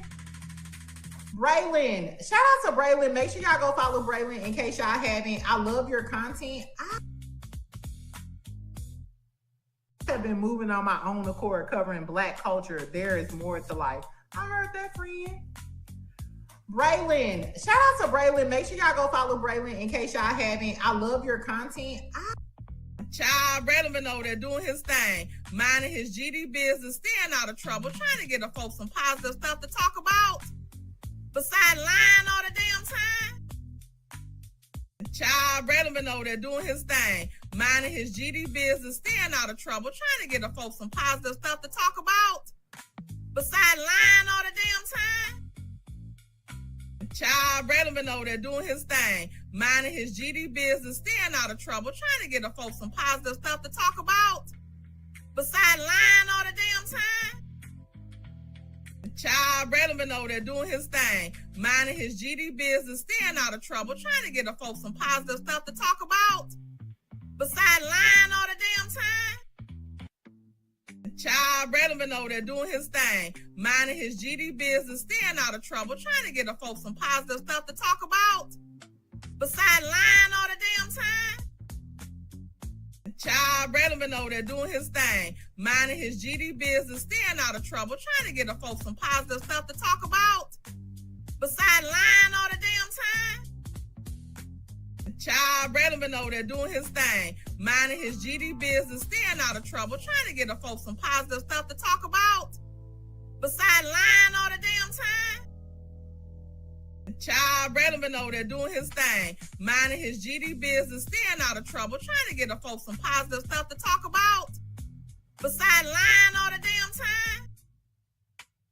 Child Braylon been over there doing his thing, minding his GD business, staying out of trouble, trying to get the folks some positive stuff to talk about. Besides lying all the damn time. Child Braylon been over there doing his thing, minding his GD business, staying out of trouble, trying to get the folks some positive stuff to talk about. Besides lying all the damn time. Child Braylon been over there doing his thing, minding his GD business, staying out of trouble, trying to get the folks some positive stuff to talk about. Besides lying all the damn time. Child Braylon been over there doing his thing, minding his GD business, staying out of trouble, trying to get the folks some positive stuff to talk about. Besides lying all the damn time. Child Braylon been over there doing his thing, minding his GD business, staying out of trouble, trying to get the folks some positive stuff to talk about. Besides lying all the damn time. Child Braylon been over there doing his thing, minding his GD business, staying out of trouble, trying to get the folks some positive stuff to talk about. Besides lying all the damn time. Child Braylon been over there doing his thing, minding his GD business, staying out of trouble, trying to get the folks some positive stuff to talk about. Besides lying all the damn time. Child Braylon been over there doing his thing, minding his GD business, staying out of trouble, trying to get the folks some positive stuff to talk about. Besides lying all the damn time. Child Braylon been over there doing his thing, minding his GD business, staying out of trouble, trying to get the folks some positive stuff to talk about. Besides lying all the damn time. Child Braylon been over there doing his thing, minding his GD business, staying out of trouble, trying to get the folks some positive stuff to talk about. Besides lying all the damn time. Child Braylon been over there doing his thing, minding his GD business, staying out of trouble, trying to get the folks some positive stuff to talk about. Besides lying all the damn time. Child Braylon been over there doing his thing, minding his GD business, staying out of trouble, trying to get the folks some positive stuff to talk about. Besides lying all the damn time. Child Braylon been over there doing his thing, minding his GD business, staying out of trouble, trying to get the folks some positive stuff to talk about. Besides lying all the damn time. Child Braylon been over there doing his thing, minding his GD business, staying out of trouble, trying to get the folks some positive stuff to talk about. Besides lying all the damn time. Minding his GD business, staying out of trouble, trying to get the folks some positive stuff to talk about. Besides lying all the damn time. Child Braylon been over there doing his thing, minding his GD business, staying out of trouble, trying to get the folks some positive stuff to talk about. Besides lying all the damn time. Child Braylon been over there doing his thing, minding his GD business, staying out of trouble, trying to get the folks some positive stuff to talk about. Besides lying all the damn time. Child Braylon been over there doing his thing, minding his GD business, staying out of trouble, trying to get the folks some positive stuff to talk about. Besides lying all the damn time. Child Braylon been over there doing his thing, minding his GD business, staying out of trouble, trying to get the folks some positive stuff to talk about. Besides lying all the damn time. Child, Braylon been over there doing his thing, minding his GD business, staying out of trouble, trying to get the folks some positive stuff to talk about. Besides lying all the damn time. Child, Braylon been over there doing his thing, minding his GD business, staying out of trouble, trying to get the folks some positive stuff to talk about. Besides lying all the damn time. Child, Braylon been over there doing his thing, minding his GD business, staying out of trouble, trying to get the folks some positive stuff to talk about. Besides lying all the damn time. Child, Braylon been over there doing his thing, minding his GD business, staying out of trouble, trying to get the folks some positive stuff to talk about. Besides lying all the damn time. Child, Braylon been over there doing his thing, minding his GD business, staying out of trouble, trying to get the folks some positive stuff to talk about. Besides lying all the damn time. Child, Braylon been over there doing his thing, minding his GD business, staying out of trouble, trying to get the folks some positive stuff to talk about. Besides lying all the damn time. Child, Braylon been over there doing his thing, minding his GD business, staying out of trouble, trying to get the folks some positive stuff to talk about. Besides lying all the damn time. Child, Braylon been over there doing his thing, minding his GD business, staying out of trouble, trying to get the folks some positive stuff to talk about. Besides lying all the damn time. Child, Braylon been over there doing his thing, minding his GD business, staying out of trouble, trying to get the folks some positive stuff to talk about. Besides lying all the damn time.